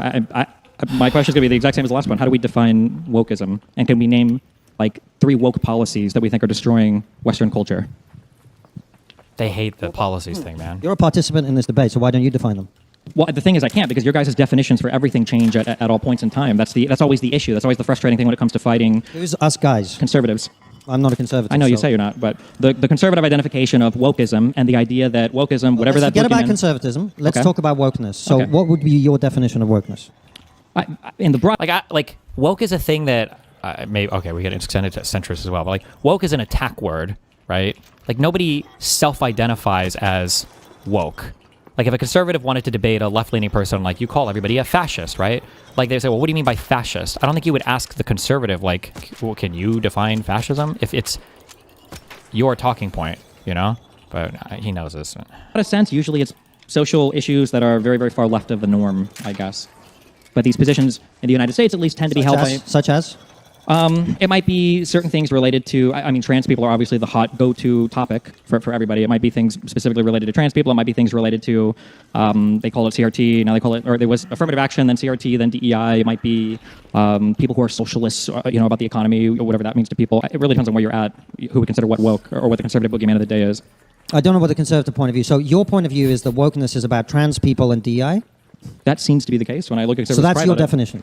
I don't define things as wokeism. It seems like a really vapid, stupid definition. I would just talk about the issue or the policy itself. I guess your issue is with the topic of our debate then. Well, no, because I think that you obsessively talk about wokeism, so it's probably a good thing for us to have a discussion I'm asking on. you to define it so that instead of continually asking me questions and then pretending not to understand my answers, we actually address your argument. So if you feel like there's an answer I don't understand, you can feel free to ask me to explain your answer. I can do it with ease. They're very simple. You only need the cognitive power of like a 9-year-old to understand them. So your definition like this guy has done like this is just unserious at this point. This guy has done so many shows, so many podcasts, uttered so many times about how wokeism is destroying the West and wokeism is like, do you not have a concept for this? Like, I don't defend whatever the fuck wokeism is. I don't talk about wokeism or the woke whatever. And if well, there are times obviously where I do, but usually when I do, it's with response to whatever like a conservative is talking about. Wokeness is? Again, just coming back to it. So we're clear about what we're discussing. The median view on social beliefs, the things that are to the furthest left, or the most progressive, the most college student-y, young things, they tend to be around like gender things or minority issues or LGBTQI, whatever status. These tend to be like things that people identify as woke. So what we're discussing in this section of the debate is whether far-left politics and progressivism has ruined society. Is that the discussion? Yeah, sure. What would you mean? The question was on wokeism. Right. The issue is... And I got you to define it as far-left progressivism. Yes. So, insofar as I would define it, I don't see it as a major threat, at least to the United States, because I don't think that the people that tend to hold these views have any real political power. It tends to be college kids and people on Twitter. But conservatives are very concerned about this, and they talk about these issues all the time, and then they use them to power their policies that end up being even more regressive than the super woke stuff was progressive, because it wasn't really manifesting in a real way anyway. And now I have a country where half the states don't really... Why did you go to first to get you to do this definition? Yeah, he might have. I just didn't even consider that his position could be so hollow. Like, but maybe after the immigration thing, maybe I should have been a little more clear on it. Like, he spent so much time obsessively talking about woke stuff. I guess I could have just defined it. I guess as a trap for him, I could have defined woke positively.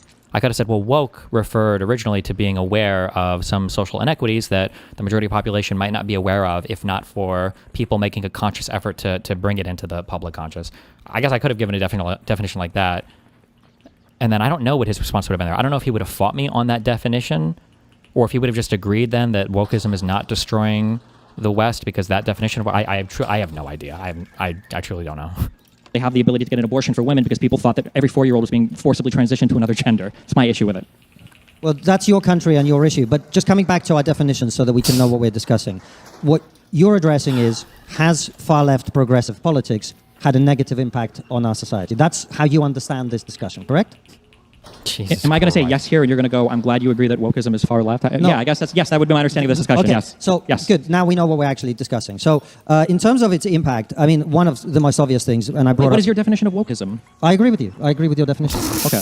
All right. Okay. I think it's okay to agree on a definition to have the discussion, right? That's why I did it, so that we could agree on the definition. Oh, okay. It felt a little bit more passive-aggressive than that, but my bad. Well, that's your bad. Yeah. Okay, go for it. I've worked out the tricks that you play, and so I've trapped you in your own logic. And to be clear, the trick that I just played was asking you for the definition of a term. Yes. Okay, gotcha. All right, That's my bad. right. I know that we don't like that here. Exactly okay, my right. bad. Okay, go ahead. That's exactly so right. stupid. Because what you do is you don't define it yourself, so that you can then argue with my definition for half an hour, and so we can't have the actual debate. Now be quiet, and I'll define my terms if you want. Well, I'm only going to be quiet. Like, this being upset about, like, this is one of the hallmarks of, like, low IQ fucking thought. Is this, oh my god, what a great shot. But now I'm going to die to these things. Is being upset when somebody asks you to define your term so that you know what the fuck you're talking about? Like, how are we supposed to have a meaningful conversation if we don't have an agreement on the fucking terms of the debate, right? But the reason why is because these guys don't ever have critical conversations. It's just a bunch of, oh, fuck me. It's just a bunch of, like, yes ands constantly. Like, that's it.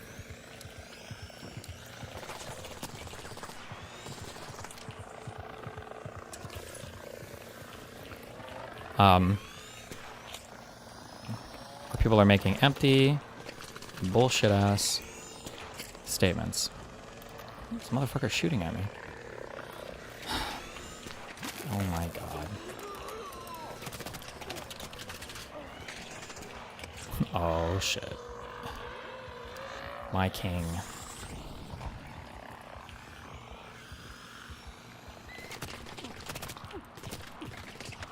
I don't think I can get out of here.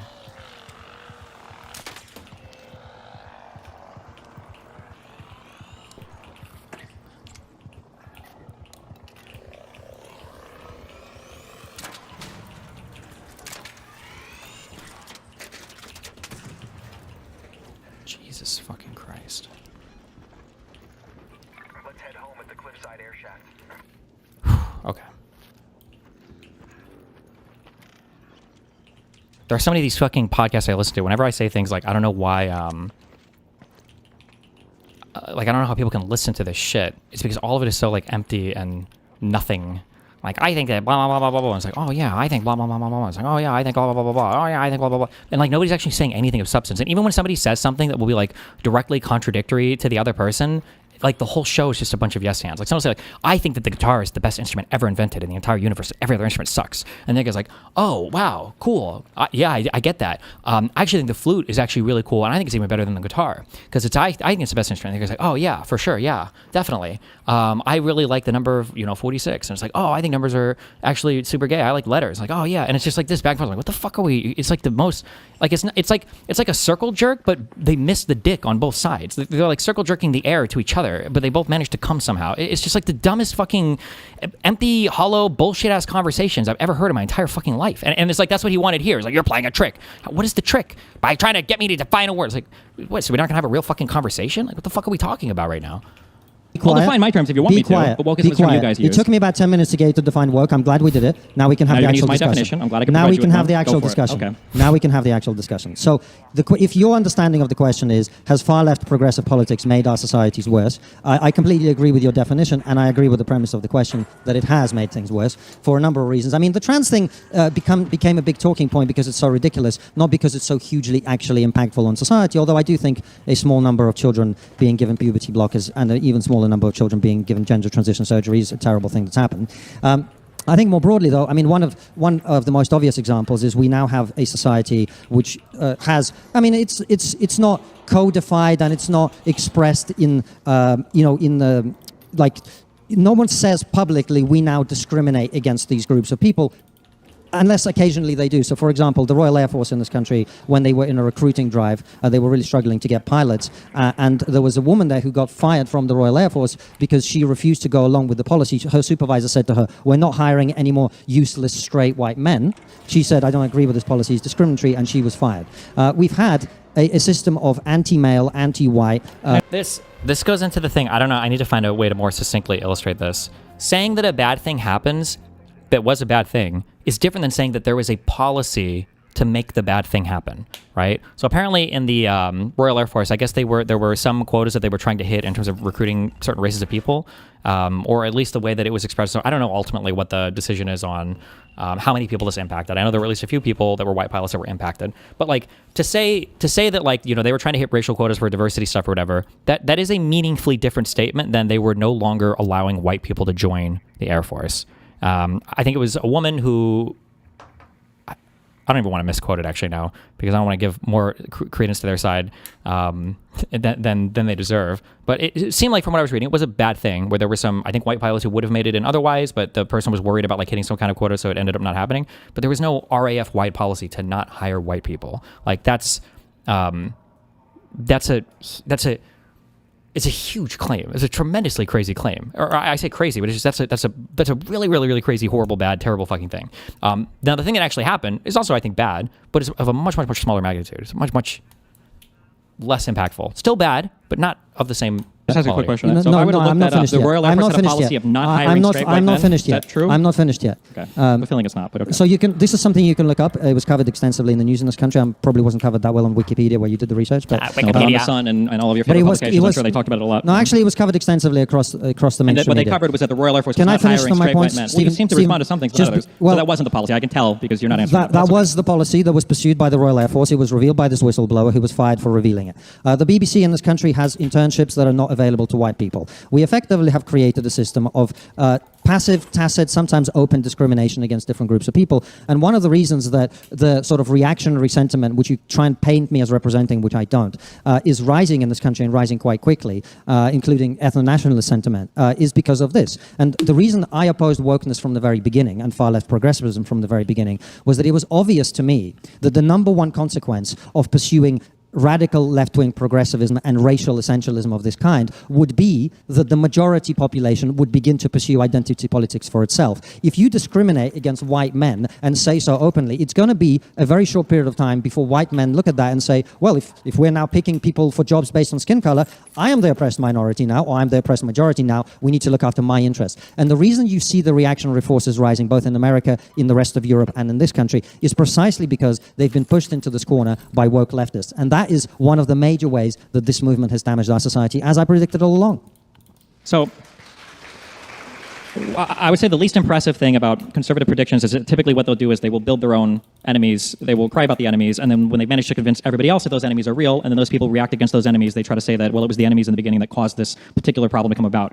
And I guess the issue that I have is, when it comes to woke-related stuff, it's hard to find ever, like, what are the particular DEI policies or affirmative action policies that we're talking about. It's always some vague allusion to airlines don't want to hire white pilots, or they lower their standards for black pilots, or these things that tend to not exist when you actually dig into them now. I don't know, maybe it is the case that the Royal Air Force actually had a policy of not hiring straight white men. Yeah. Okay, I'll look into that. I'm curious about that. I have a feeling that was so. His claim here is a very strong claim of they do not hire white men. Right. This is a different claim. Even if there was a strict quota in place, that would still be a different claim than the one that he just made, but okay. I'll look into it. It's going to be completely untrue, like most of the stuff that you bring it up. But I'll look into it. Maybe it was true. And, if it is, I would say that's not a good thing, that you shouldn't be doing stuff like that. Okay. But I guess the issue I have is, when we talk about magnitude, I think you said earlier that sometimes people fixate on these issues a little bit too much, but it's because they're such common sense issues. When I look at the United States right now, and I think how many trans people are there, how many people are doing stuff related to trans people, the number of people is incredibly small. It's like 1%. And the idea that would somehow cause so much of a population to become reactionary that, as of 30 minutes ago, I'm pretty sure Iran has tried to bomb like 7 different countries because we have a president who is a madman who is going on a rampage against the entire world insofar as trade and bombs goes. I just can't, in my mind, rationalize how so many of these smart people I'll say in the center like you who say, well, I can obviously identify that this is a problem. Why don't you ever identify any of these super obvious problems on the right, or any of the super obvious problems that are reactionary to the other things that were reactionary, especially when the issues in the United States on the right are represented through every single pylon of power that the conservatives have, and on the left they're in colleges and on Twitter and Facebook and sometimes in AI world on Sora. This is an article from... Because it was looking this up and then he finds this, I don't think he has to respond to a single thing I just said. I should have restated all of this. Sky News, could you just read out what it says, please? So I see the AI summary here is... read out the headline. Well, I don't know if there's a headline or if this is a... Read out the headline. Okay, so this applicants seeking to join RAF described as useless white male pilots in bid to hit impossible diversity targets. Just to be clear, just so I can understand. Thank you. Is this headline the same as no straight white men were hired? Or they had a policy of not hiring straight white men? Wait, I'm just so curious. Do you understand the difference between somebody not being hired because they're white? Because I'm not going to say, if you're going to ask me, like, do you think there were ever racist people or even against white people? Of course there are. But you understand there's a difference between the entire Air Force having a policy of not hiring straight white men versus, I guess there was an email where some straight white candidates were skipped over. I don't even know if it was because they didn't meet qualifications or not. They used white men to describe them, but they also called them useless. I don't know if it was because they're white or not. You know there's a difference between those two things, right? So you don't know the story? Do you know there's a difference between those two things or no? Yes, I do. Okay, thank you. Okay, gotcha. Because I was asking for evidence of mine, but you gave me that. So like I said initially, I had a feeling if I looked this up, it wasn't going to be what you presented it as. Yeah, no, go for it. Okay. So you just denied the existence of this and you questioned it. I did not deny the existence of that. But go ahead. Stop talking. You seem to have a lot of trouble following what I'm saying. Stop talking. Okay. Look, the only way to have a conversation is when people talk in turns. No, it's not. The only way to have a conversation is when two people are making a good faith effort to understand each other. My question was, did the RAF have a policy of not hiring straight white men? Yes. You showed me an email that said there were applicants that were rejected that were called useless white male pilots or whatever. They rejected applicants in a bid to hit diversity targets, which means they discriminated against white men in favor of other groups. Yes, but that doesn't mean that in this particular email, but that doesn't mean that they were... Even this statement is not as strong, right? Like if you were to say there is a policy to not hire black people at a company, that's different than saying black people are discriminated against in hiring, right? But like these are completely, almost qualitatively different types of statements. Holy shit. Not hiring any straight white men. I didn't say they were not hiring any straight white men. literally just said they had a policy of not hiring any, like, and then he pretends that this is his point all along. And then I think I asked him for clarification like 3 or 4 times, where it's like, you said that they're not hiring them at all. They're not allowed to hire, but they don't hire them. It's like, well, no, I didn't say that. And then he backs up to the weaker version of the statement. But that doesn't mean that they were not hiring any straight white men. I didn't say they were not hiring any straight white men. I said they were discriminating against them in favor of other people to hit diversity targets, which were described by the people who were... Like, that statement, if you would have started off with that statement, there's no way I would have disagreed with that right off the bat. Because that's a much... First of all, there were prior assumptions on the truthfulness. That sounds like a thing that could happen. Absolutely. And again, this is like an issue where I'm probably your friendly left guy where it's like some woke DEI shit or whatever I think is kind of cringe. Even if it doesn't wind up in policies at the end of the day, some of it just seems very fucking cringe to me. But I'll readily admit that. But if you're going to say there are times where people, because of some quota thing, are discriminating against white pilots, it's like, okay, I'm not going to immediately say that's bullshit. But the statement that you made like 3 times is no white pilots were hired because of DEI or whatever. It's like, that's a much, much more stronger statement. But then he retreats to this weaker position and then defends this. Charged with recruiting them as impossible to hit. In other words, they were deliberately undermining both the efficacy and the fair treatment of people in their hiring policies because of DEI. Okay, so this... Do you get it now?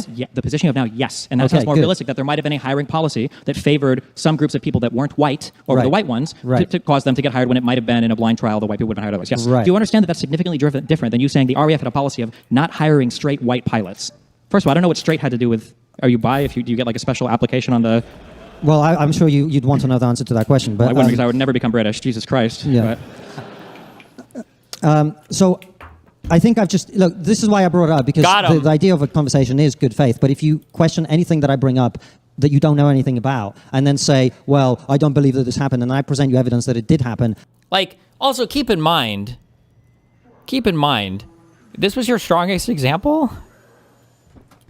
Was a single instance of, or not a single instance, I think there were multiple pilots that were discriminated against, but like a quota system for trying to increase diversity hires in the RAF, which again might be bad. I don't even know if I would disagree that this is a bad thing, but this is your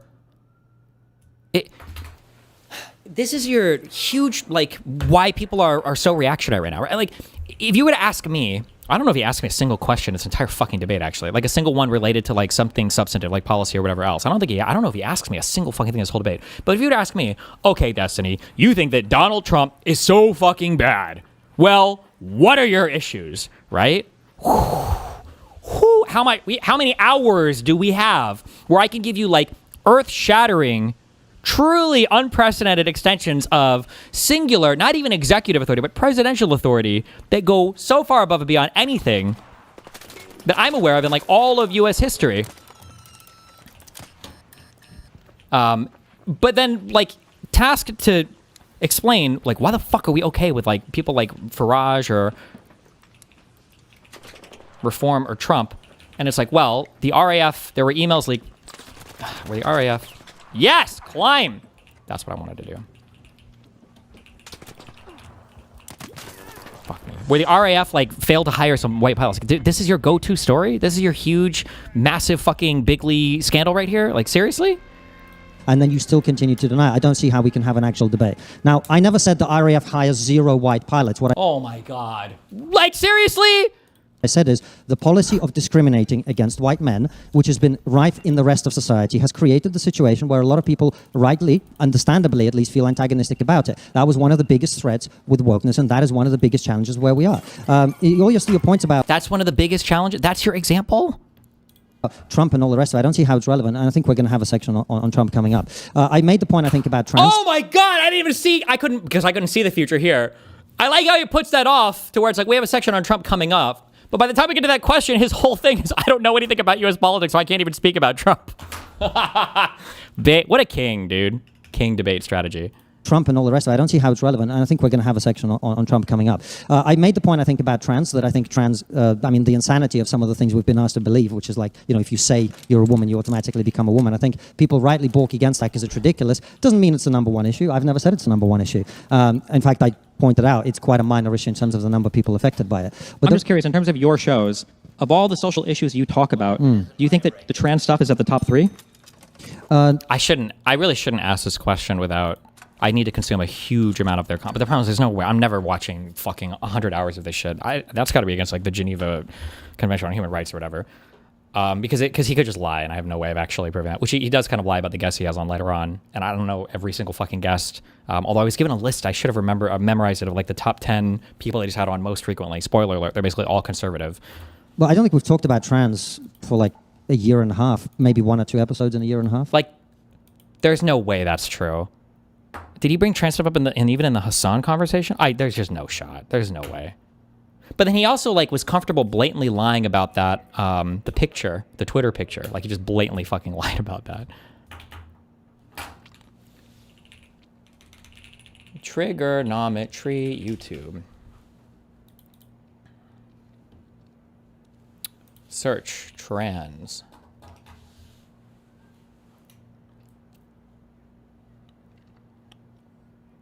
Is there a way to sort by, or am I? Because these are all pretty old.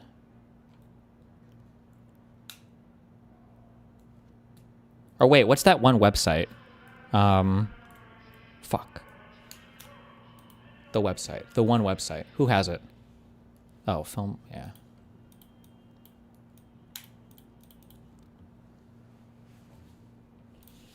Trigonometry.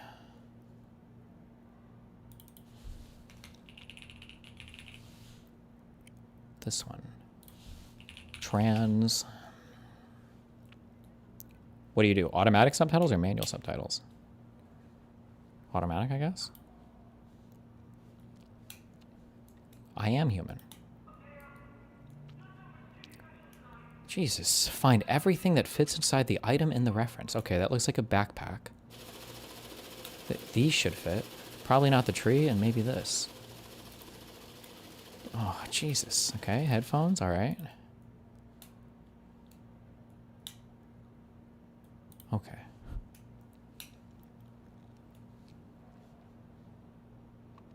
How do I sort by... Sort by date, new to old. Okay, so maybe your child is trans, which happens. I talk in the book about one of the biggest family vlogging channels in the UK. Okay, so she's bringing it up. What about over here? So there, she said, quote, there are two sides to the trans debate. That was used in an official investigation against her. This trans whole thing is they like, you're very clearly a male biologically, and you're allowed to dress like a woman because you're a grown up. We'll let you dress however you'd like. Trans ideologies everyone wants to be the reasonable thing. They're always claiming they're the reasonable thing. Trans delusion, all of these things were like, did we really buy this? COVID. I mean, think about it. Wait, why did he imply? Was COVID fake? Wait, what was that? Like, did we really trans delusion? All of these things were like, did we really buy this? COVID. I mean, think about it. It was like. I feel like he's making fun of him, but he's not. These are all real. Trans ideologies. What are the dates on these vids? I'm just going through the ones from this year. So over the past, so those 5 are from the past 3 months. And then from 2025, all of these through 2025. Everything on the screen right now is from 2025 onwards. Jesus Christ. Like a fact check here, if I had a moderator, would have been nice. Holy fuck. Wait, it won't show me more results. Whatever. Oh, no, wait. I think it went to the next page.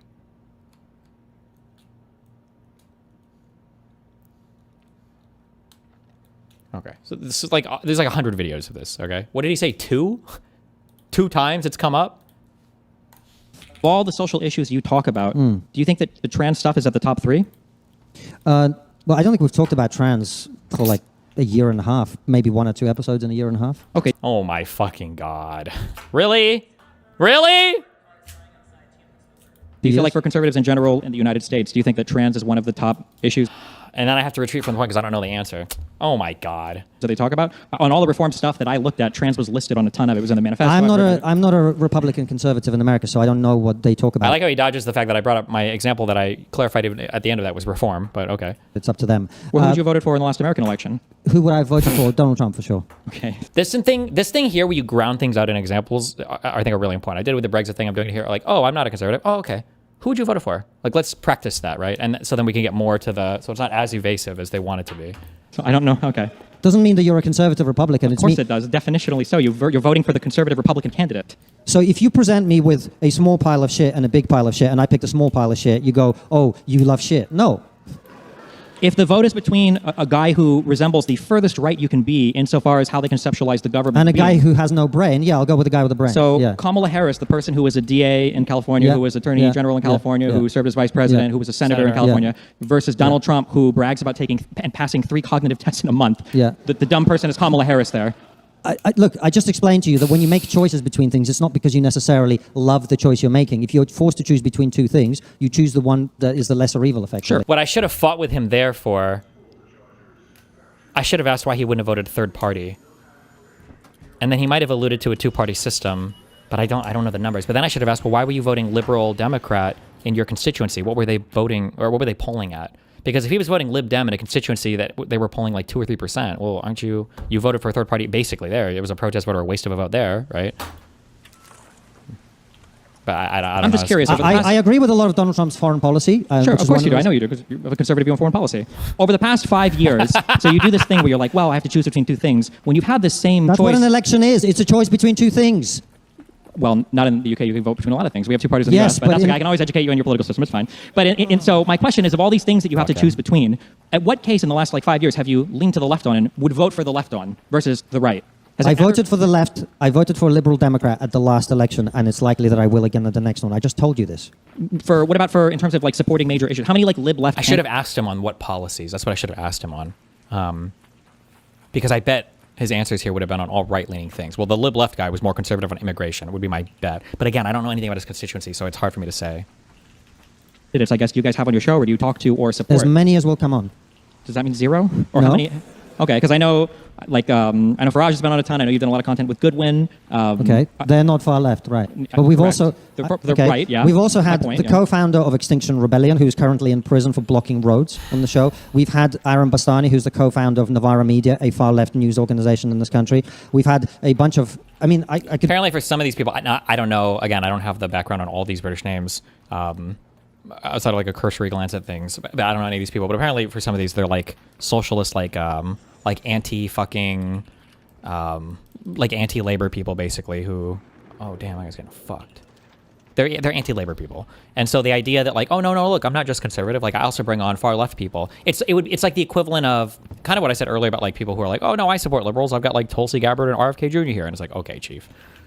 Go down the list for ages if you want, if that's what you like. I've seen the top 10 lists of the people you've invited the most on are all generally We had comedian Mark Steele, who's a lefty. We had Deborah Francis White from the Guilty Feminist. I like how he dodges that point that I just brought up there. So that means it is correct. When you say lefty for these people, they're populist lefties that think that the whole institution is rotted and they don't support actively. So the guy you just described, is he a labor voter? Would he support labor? Has he supported labor? Which guy? Mark Steele. He's a lifelong labor voter. Okay, well then you get credit for that one, I guess. Okay, I haven't seen every episode of. Even the way that he phrased that could have been tricky. I just don't know. But I think I saw that somebody said Mark Steele was a socialist guy who fucking hates labor. I don't know if that's true or not, or I might be mixing it up with another name. Hey, can we not do this right now? Mark Steele is a populist. Hutch, look it up. Because when you say things that's a huge dog whistle when people say a lifelong thing, because usually what that means is it's a virtue signal. I used to support these people forever, but then now I've turned my back on this party because they've turned their back on me, or some shit like that, right? So maybe a guy who's a Corbyn supporter and now he's well, I fucking hate Keir Starmer and I can't support the Labour anymore. I was a lifelong whatever voter. You hear people say this type of thing. But I don't know the names on this, so I can't meaningfully counter him on these points. Trigonometry. Trump was a lifelong Democrat. Technically, or not technically, he was. Yeah. Sorry. Okay. Well, maybe you should stop opining about who we have on then if you haven't seen every episode of Trigonometry. I don't think I should. Really? And that's his counter? You have to see I have to see every single episode? Really? Okay. have to watch every single episode of Trigonometry to have a You idea. should know who we have on the show regularly before you make a judgment. I have a decent idea. No, you don't. You've just demonstrated I that haven't you don't. seen. I haven't seen you. I demonstrated. I don't know every single person that goes on. Right. Like you haven't made Would a you like Twitter me to give video you more saying, leftish? "Okay, well, call me left wing now." You did make one saying, "Well, fine, I'll be right wing now." Like So clearly you lean in a certain direction. No, Clearly no. people perceive you. Why do you think everybody perceives you as being right wing then? If you're so centrist or you. Why lean does the left or right? BBC think I'm right wing? Why does everybody, on my side at least, everybody perceives you as being right wing? Because it's convenient for you, as you've demonstrated in the course of this conversation. In what way? I'm about to explain if you just Okay. stop talking. I hope you actually explain. I will. Okay, we'll see. Can you be quiet while I do? My mic is down. Okay, good. Stop filibustering. So it's convenient to you in exactly the way that you've demonstrated throughout this conversation, where when I make a good point about anything, you say, you conservatives, and then you pivot to talking about Republicans in America, because it suits you, because then you can... This is extra fucking annoying to me, because from my perspective, I guess I could go back and count it all up.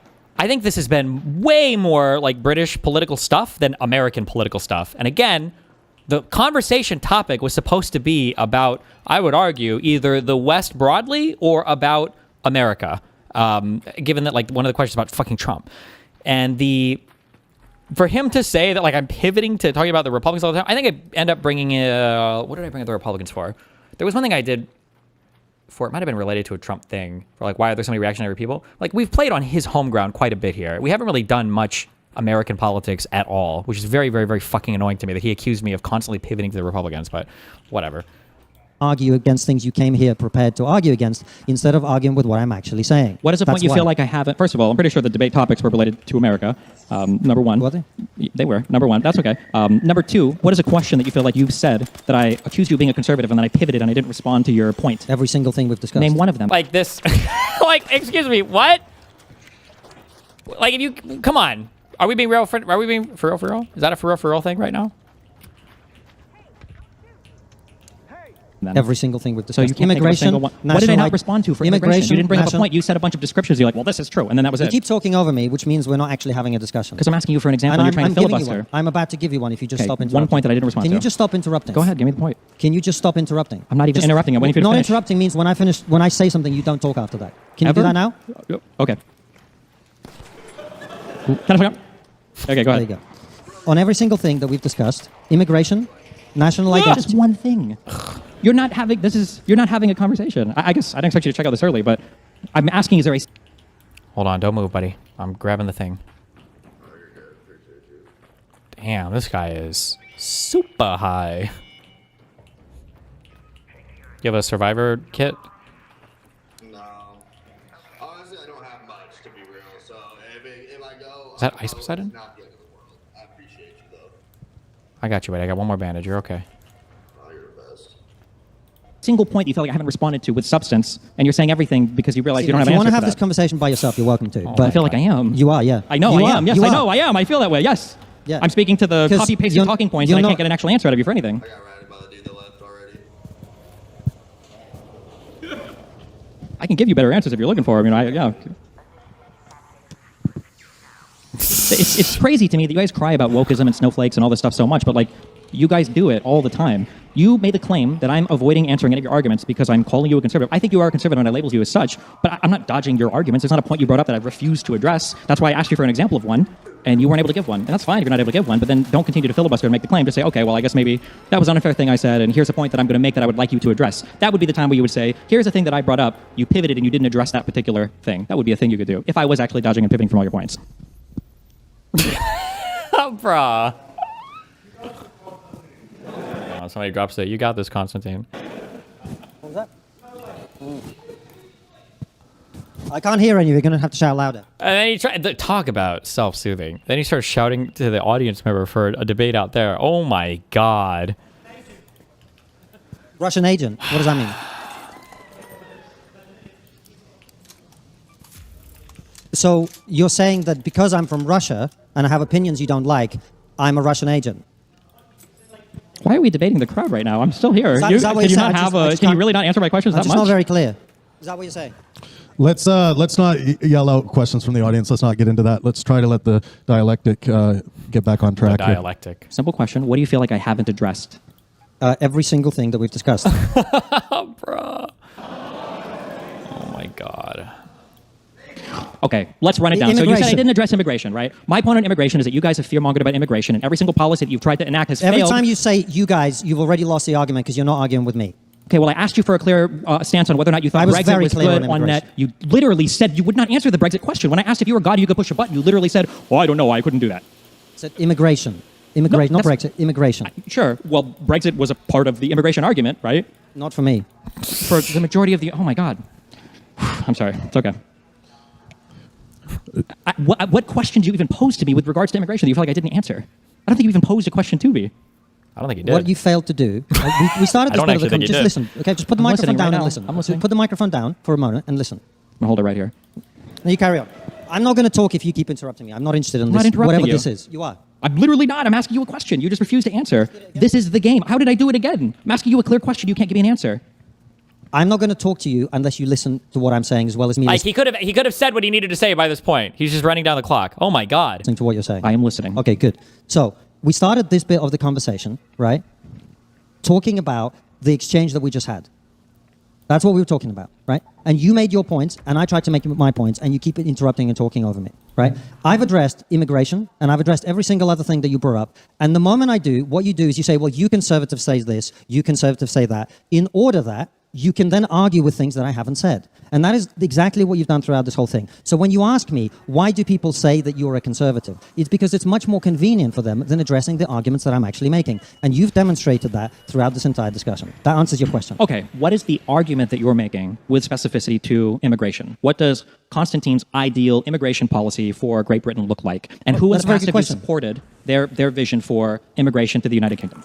Sorry, because I jumped in, which I shouldn't have done. Second part. Okay. Second part. Yeah. No, who have you supported historically over the past 10 years? Whose idea for immigration, I guess, have you supported policy-wise, politician-wise? Who would you support right now? What is your ideal vision for immigration to the United Kingdom? Yeah, it's a very good question. So my ideal vision for immigration in this country would be something like probably 40 to 50,000 people a year, highly selective, which means that you really have to qualify in terms of your skill set, ticking all sorts of other cultural compatibility, age, and so all sorts of other things that basically mean you're likely to be a very positive net contribution to the country. Like, somebody can tell me if I'm using this correctly. I think this is still begging the question, right? What kind of immigrants do you want? Immigrants that would be positive to the country. Yes, that's what positive means. That's what means. That means the same thing. No shit, Sherlock Holmes. You're probably going to have the ability to earn and pay more tax than you receive in benefits over your lifetime. You're unlikely to commit crime. You're unlikely to become a terrorist. You're unlikely to do things that we wouldn't want you to do. You would be highly selective. I think I would definitely prioritize immigration from people, from countries, not from countries really, but from people who already speak the language, who maybe have a cultural familiarity. So Hong Kongers are a good example of this, right? These are people who are formerly part of the British Empire, speak the language. They're able to come over, integrate very easily. And okay, I didn't bring this up because I don't know if there's some kind of technicality that would exclude this, but like, does India not count as that? Is that for some reason would that not be a part of the former British Empire? I don't know.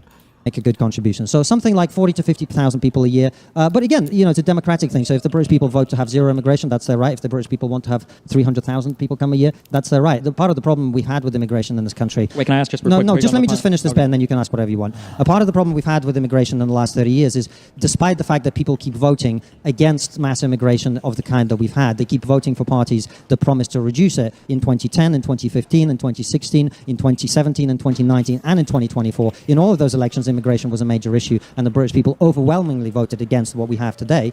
Despite that fact, we've actually had the opposite of what they voted for. So I want managed, highly selective, low numbers, high compatibility, and I want it to be in line with the democratic wishes of the British people. Okay, so then a statement and then a question. So I would argue that the reason why people have voted for lower immigration and they haven't gotten the lower immigration is because I don't think people tend to vote for higher or lower immigration. I think that people vote for where they feel problems are. And I feel like people sometimes scapegoat immigrants as a class of people for why these problems exist. So if housing is high, you vote for less immigrants. Or if the job market is bad, you vote for less immigrants. Or if the NHS wait times are too high, you vote for less immigrants. Or if Brexit is losing too much sovereignty, whatever, you vote for less immigrants. I feel like when it comes to these issues, the immigrants become this catch-all scapegoat, which I'm not even saying, and again, you can label me however you want, but like I'm not a woke person when it comes to immigration. I don't think there's anything wrong with being selective against certain groups of people. But I think that the reason why there's such this pressure for the government, the majority government, to have more immigrants come in is because they know that as much as people might feel a certain type of way about certain types of immigrants, that the collapse of the NHS or the collapse of the education system or the collapse of the local economy is going to be worse than allowing more people to come in and work those jobs. So I guess my question is, and I'm pushing with a degree of specificity because you speak about these issues a lot. When you say selecting for certain values, like what is it? What would that test even look like? When you say selecting for certain values, what are the values that you're selecting for? Number one, and then number two, you mentioned like they have to speak the language and it should be like highly skilled people that can contribute. Like, it sucks that I feel so uneasy doing this because I feel like a jerk. But like the whole point of the podcast format. This guy's gonna kill me. He didn't hello back. The whole point of being able to have long... What are you looking for? Camera lens. Oh my god, you might be in luck. I think there's a camera lens in this drawer. Maybe. In one of these. Oh, right here. Good luck. Thank you. Fucking loser. The whole point of having this long-form content that we were promised was more than political talking points. Okay? More than political talking points. So when you say that you want to talk to me about your ideal selection process for immigrants, okay, fine. But like, let's really have a conversation about it. When you say selecting for certain values, what does that look like? Like, is it literally just a test saying, do you believe in Jesus? Or do you think that we shouldn't kill people? Like, what does that test look like? Usually what you're talking about is kind of just like a criminal background check. But you want to go further than that. How would you test that? What does that even mean? Like, again, you've been talking about this issue for years. Literally years. And harping on it constantly. You should be willing to have a conversation of, I would argue, substantial depth into that. If you feel so strongly about this topic you've been talking about for so fucking long. Net tax positives to the economy. Let's assume that you met the threshold for all of these things. Why cap it at 30 or 40,000? If they can integrate perfectly, if they speak the language of them, why not have like 100 or 200 or 300,000 of these people coming in? It's a very good... At this point, you've obviously transitioned into a more nice Lex Friedman Shapiro podcast mode. Do you regret it? It feels like your Midwest nice takes over rather than these fucks deserve, but I can relate because it feels... I guess it's just like a police interrogation or whatever. It's like once you feel like the other person has reached like their maximum discomfort level and they're about to start crying, then you just have to like back off and just fucking let it ride for the rest of the conversation. Which I don't know if that's a mistake or not, if I should just keep applying pressure the entire time. I was annoyed because even in my subreddit, some of you retards were like, well, it was really aggressive for the first half, but like the last half, they actually had a good conversation. We did it. The last half is a utterly and completely and totally worthless fucking conversation. But people think it's a good conversation just because both sides are speaking. But like nothing of substance is actually being, you know, critically evaluated on either side. It's just two sides are just kind of like giving talking points that are totally not engaging with the other at that point. Good question. For me, I am less attached to the numbers. I just think where culturally Britain is at the moment is what... Like, I'm less attached to the numbers.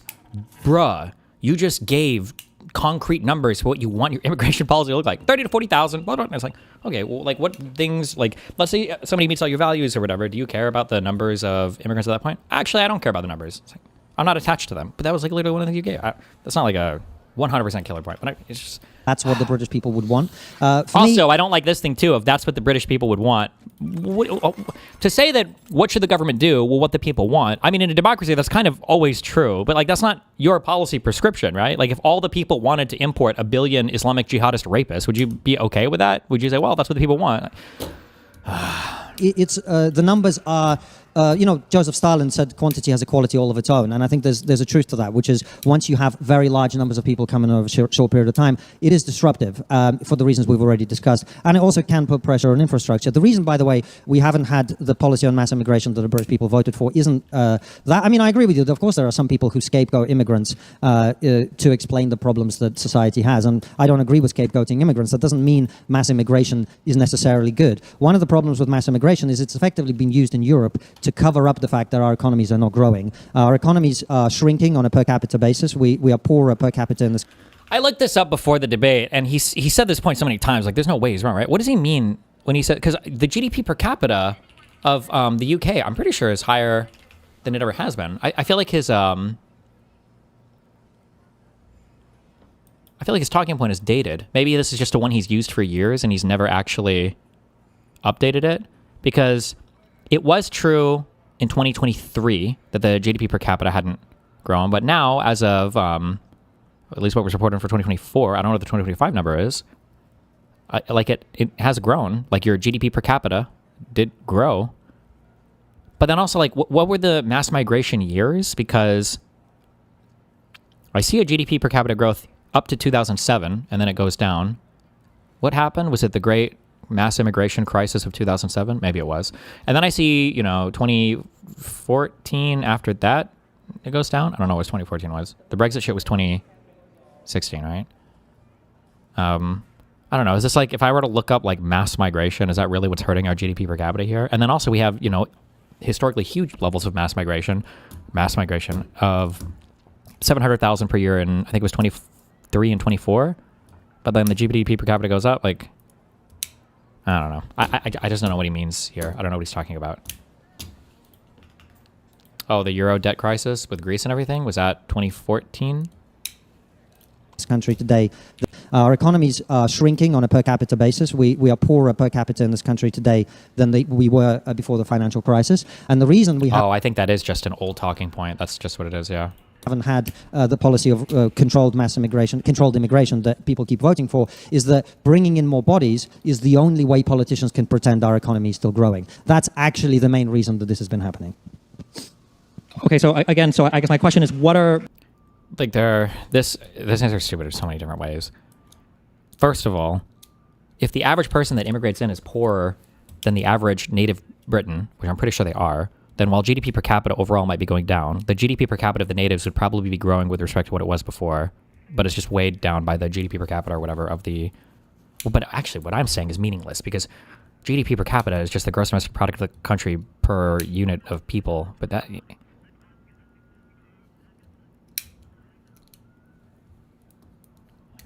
I don't know why the fuck I even engaged with this question, actually. What a weird way to measure anything. GDP per capita, in so far as, like, when you have more immigrants, is it making your average citizen wealthier or not? It really has almost no relationship whatsoever. Or there will be relations, but it's like second or like third or fourth order in terms of how it impacts it. What are the values, or what are the things that you would select for? When you talk about like a values-based test for people coming to the country, like what are the argument was that the influx of immigrants suppresses wages? Then make that argument.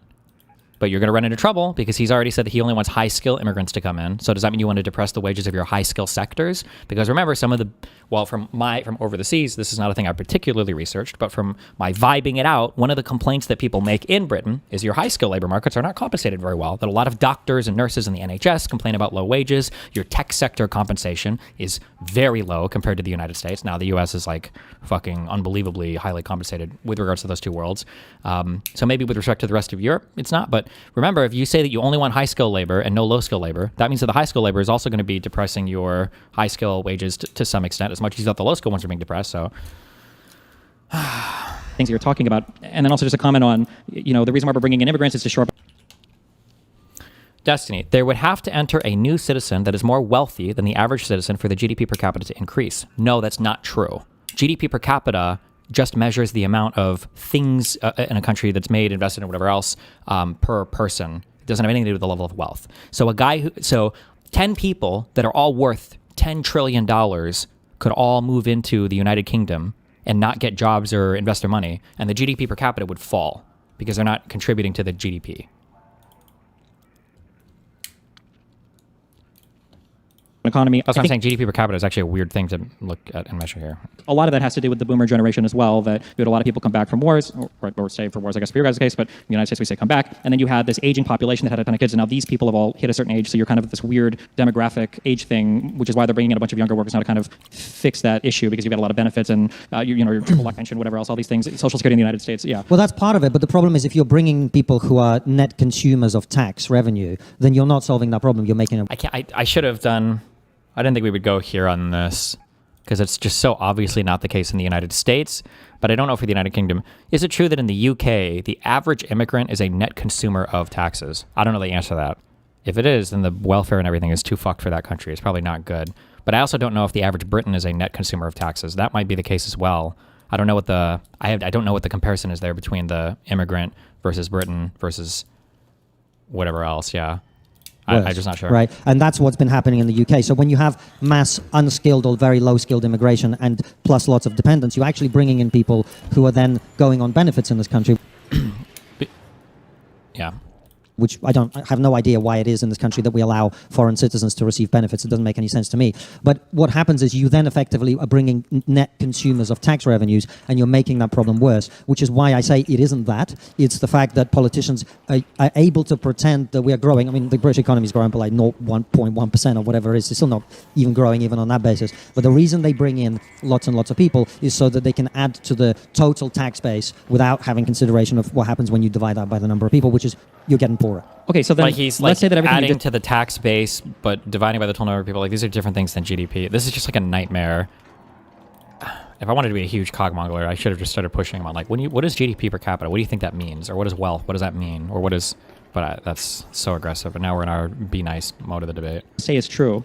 And I would agree that bringing in people to consume welfare, now I can't speak to the exact immigration schema that you have in the United Kingdom, but let's assume that that is happening, then why not speak to changing those policies? Rather than attacking the concept of like, well, 200,000 people came in and they're all leeching from the welfare, why not just say that, if people want to try to immigrate, we'll do this. However, we're going to forbid people from qualifying for this much welfare. In the United States, you have to make a certain amount of money to qualify for visas or, long permanent resident cards, green cards, or whatever. Why don't I ever hear a conversation about that, changing the incentives? Well, that's exactly what I advocate for all the time. That's literally what I say every time I talk about immigration. Okay, that's good, but because I feel like I just heard you talk a lot about it. It was just reducing the number, high skilled only, reducing the number, but having like a cap on. The thing you just described is literally what I advocate for on a daily basis. Okay, I hear you talk a lot about the other stuff, but maybe I've just happened to miss those things. The thing that what I believe about immigration, one of the problems is because, for the reasons we've already discussed, when you've had this open border policy combined with, the mantra. The reason why I know, I think I kind of said it here, but I should have leaned in on harder. The reason why I know he doesn't talk about the other stuff is like, what's going on over there? Is why not bring any of that up? Instead of just talking and obsessively talking about the numbers and the numbers and the numbers and the numbers and the numbers, why not say like, we should reduce like the amount of, I don't know, welfare benefits. I also don't even know what the UK immigration system is like. Like sometimes I'll hear people say this about the United States. The fuck? Sorry, hold on. I hear people talking here.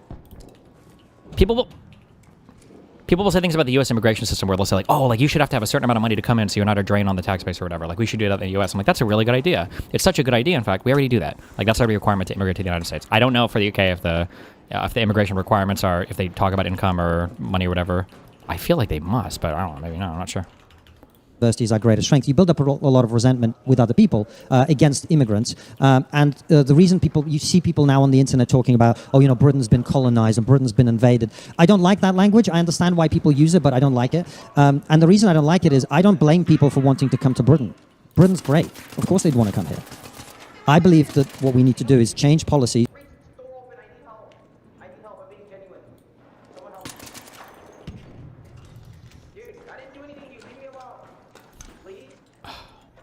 Okay, but only because you said please.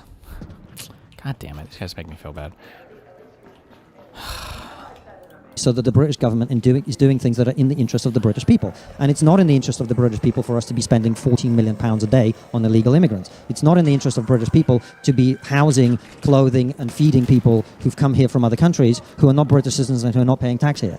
We shouldn't have foreign nationals in social housing. We should not be providing benefits to foreign nationals. And I say this as someone who was very poor and a foreign national for quite a significant portion of my life in this country. So I advocate for sensible policies on immigration, on what happens when you get here. That is my position, which is why, with all respect, I'm glad a normal conversation has broken out between us, despite the conversation we were having earlier. I've killed so many people. Why am I in friendly lobbies now? It says day off. Because this is the reason I don't subscribe to political parties and this sort of team-based agenda, because every political party has lots of things about its policies that I don't like. I don't like lots of things about left and right political parties. I like to advocate for the things that I believe are positive for this country. I think... Like, why would you... This is like such a fucking high schooler take. Like, this sounds like a high school talking about politics. Like, oh, what political party are you involved in? Bruh. You can't know me. You think you can map everything I believe onto some fucking ideology that I'm going to line up 100% with every single thing, like the political parties thing. Like, this, welcome to politics. This is everything in politics, is you vote for certain parties you agree with. Sometimes you don't agree with them. You don't vote for them. Like, no political party, no sane, rational human being is going to be like the median position of every single fucking, or hold the position that the political party they have represents 100%. Like, this is not, normal human beings don't operate that way. This guy closed the door. Maybe he'll shoot at me first. If he shoots at me first, I'm gonna kill him. Oh, look at this poor dude. Dude, he's like fucking... He's getting killed by like the turret, man. I gotta get out of here. I don't know why I'm in this lobby. They fucking glitched. They glitched me into this one, dude. They're getting mad. Embark got mad that people were claiming that aggression-based matchmaking was super restrictive, and now they're... I think now they just throw you in a random lobby every 10 games. Like, oh, look, oh, no, it's not aggression-based at all. A positive, carefully selected immigration policy, and then putting the interests of British people who are already here, who are nationals of this country first, is exactly what we should be doing. So Sure. I'm glad we agree on that. Yeah, so I don't necessarily disagree with anything you've said, but one of the issues with the statement of like I don't subscribe to a certain political party, I think that you can have a constellation of ideas that don't map cleanly onto some side, but when it comes down to elections or when it comes down to pushing people to vote in an election, you kind of have to choose a party or you have to choose a person. Things have to collapse into one choice. Sure.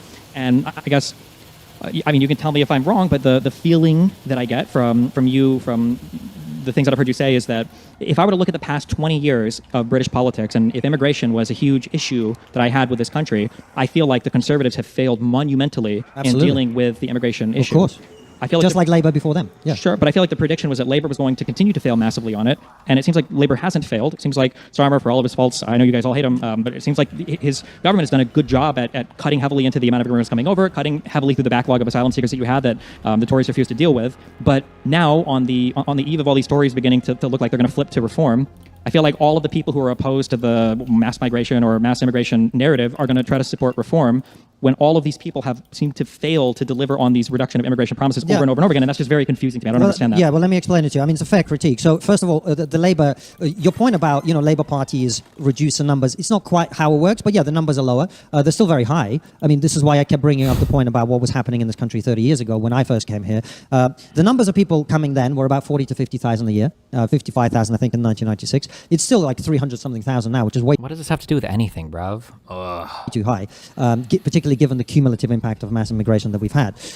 So both Labour and not both Labour, the Labour, the Lib Dems and the Conservatives have all failed on this. All the mainstream politicians have failed on this for the reasons that I gave you. Sure. And let me address the point about reform. Let me the Conservative Party, the Tories failed far, far, far more. No, it started with the Blair government. So more people came under the Blair government. Let me just... Why when people appeal to like anything from decades ago, our political environments change so much. Like, imagine me saying, like, I think that, fuck, I don't even know what fucking policies.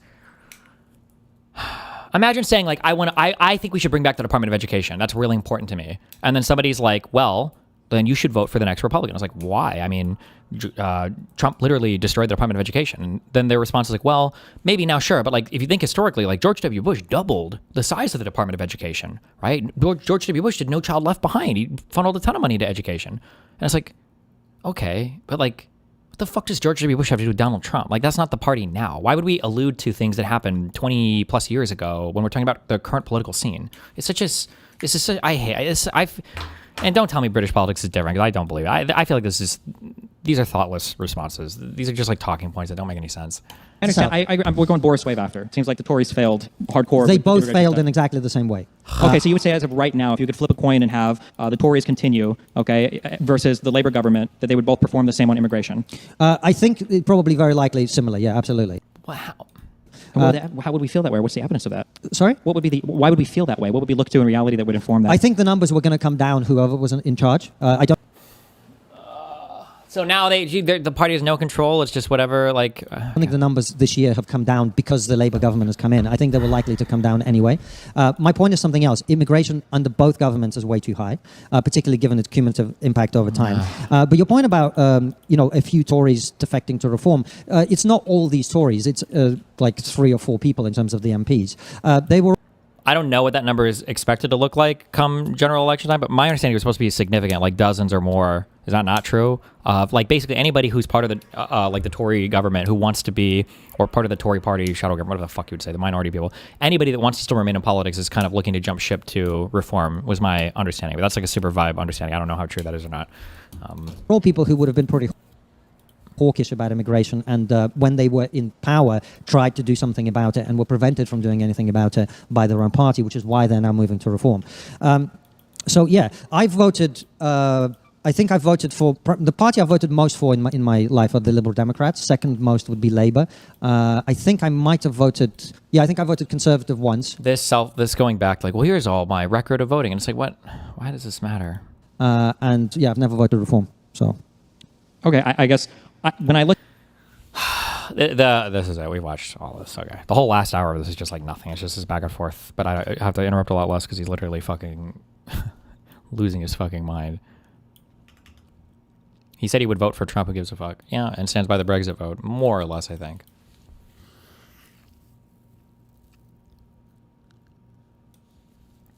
List of Conservative Party defections to Reform UK.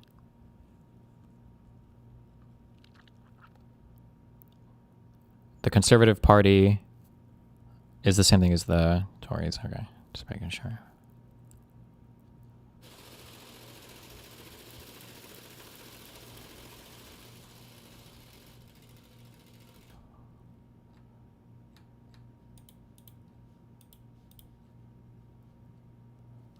We might watch the Warren Smith video, but it's 8 minutes long and this guy drives me. Hold on. It'll depend on, is there music at the end? If there is, fuck it, I can't handle this. Important here, the fact that there is, I can't.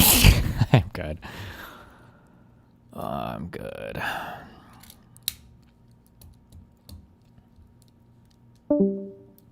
Good, whoever left, get the fuck out.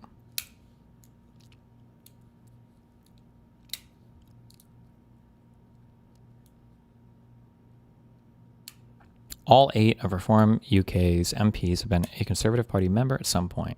Okay. As of January 2026, 11 former Conservative Party cabinet ministers have also defected to Reform UK.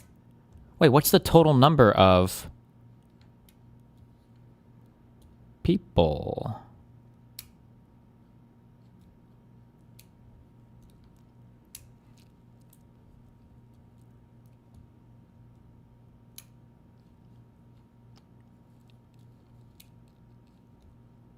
Looks like more than 2 or 3, but okay.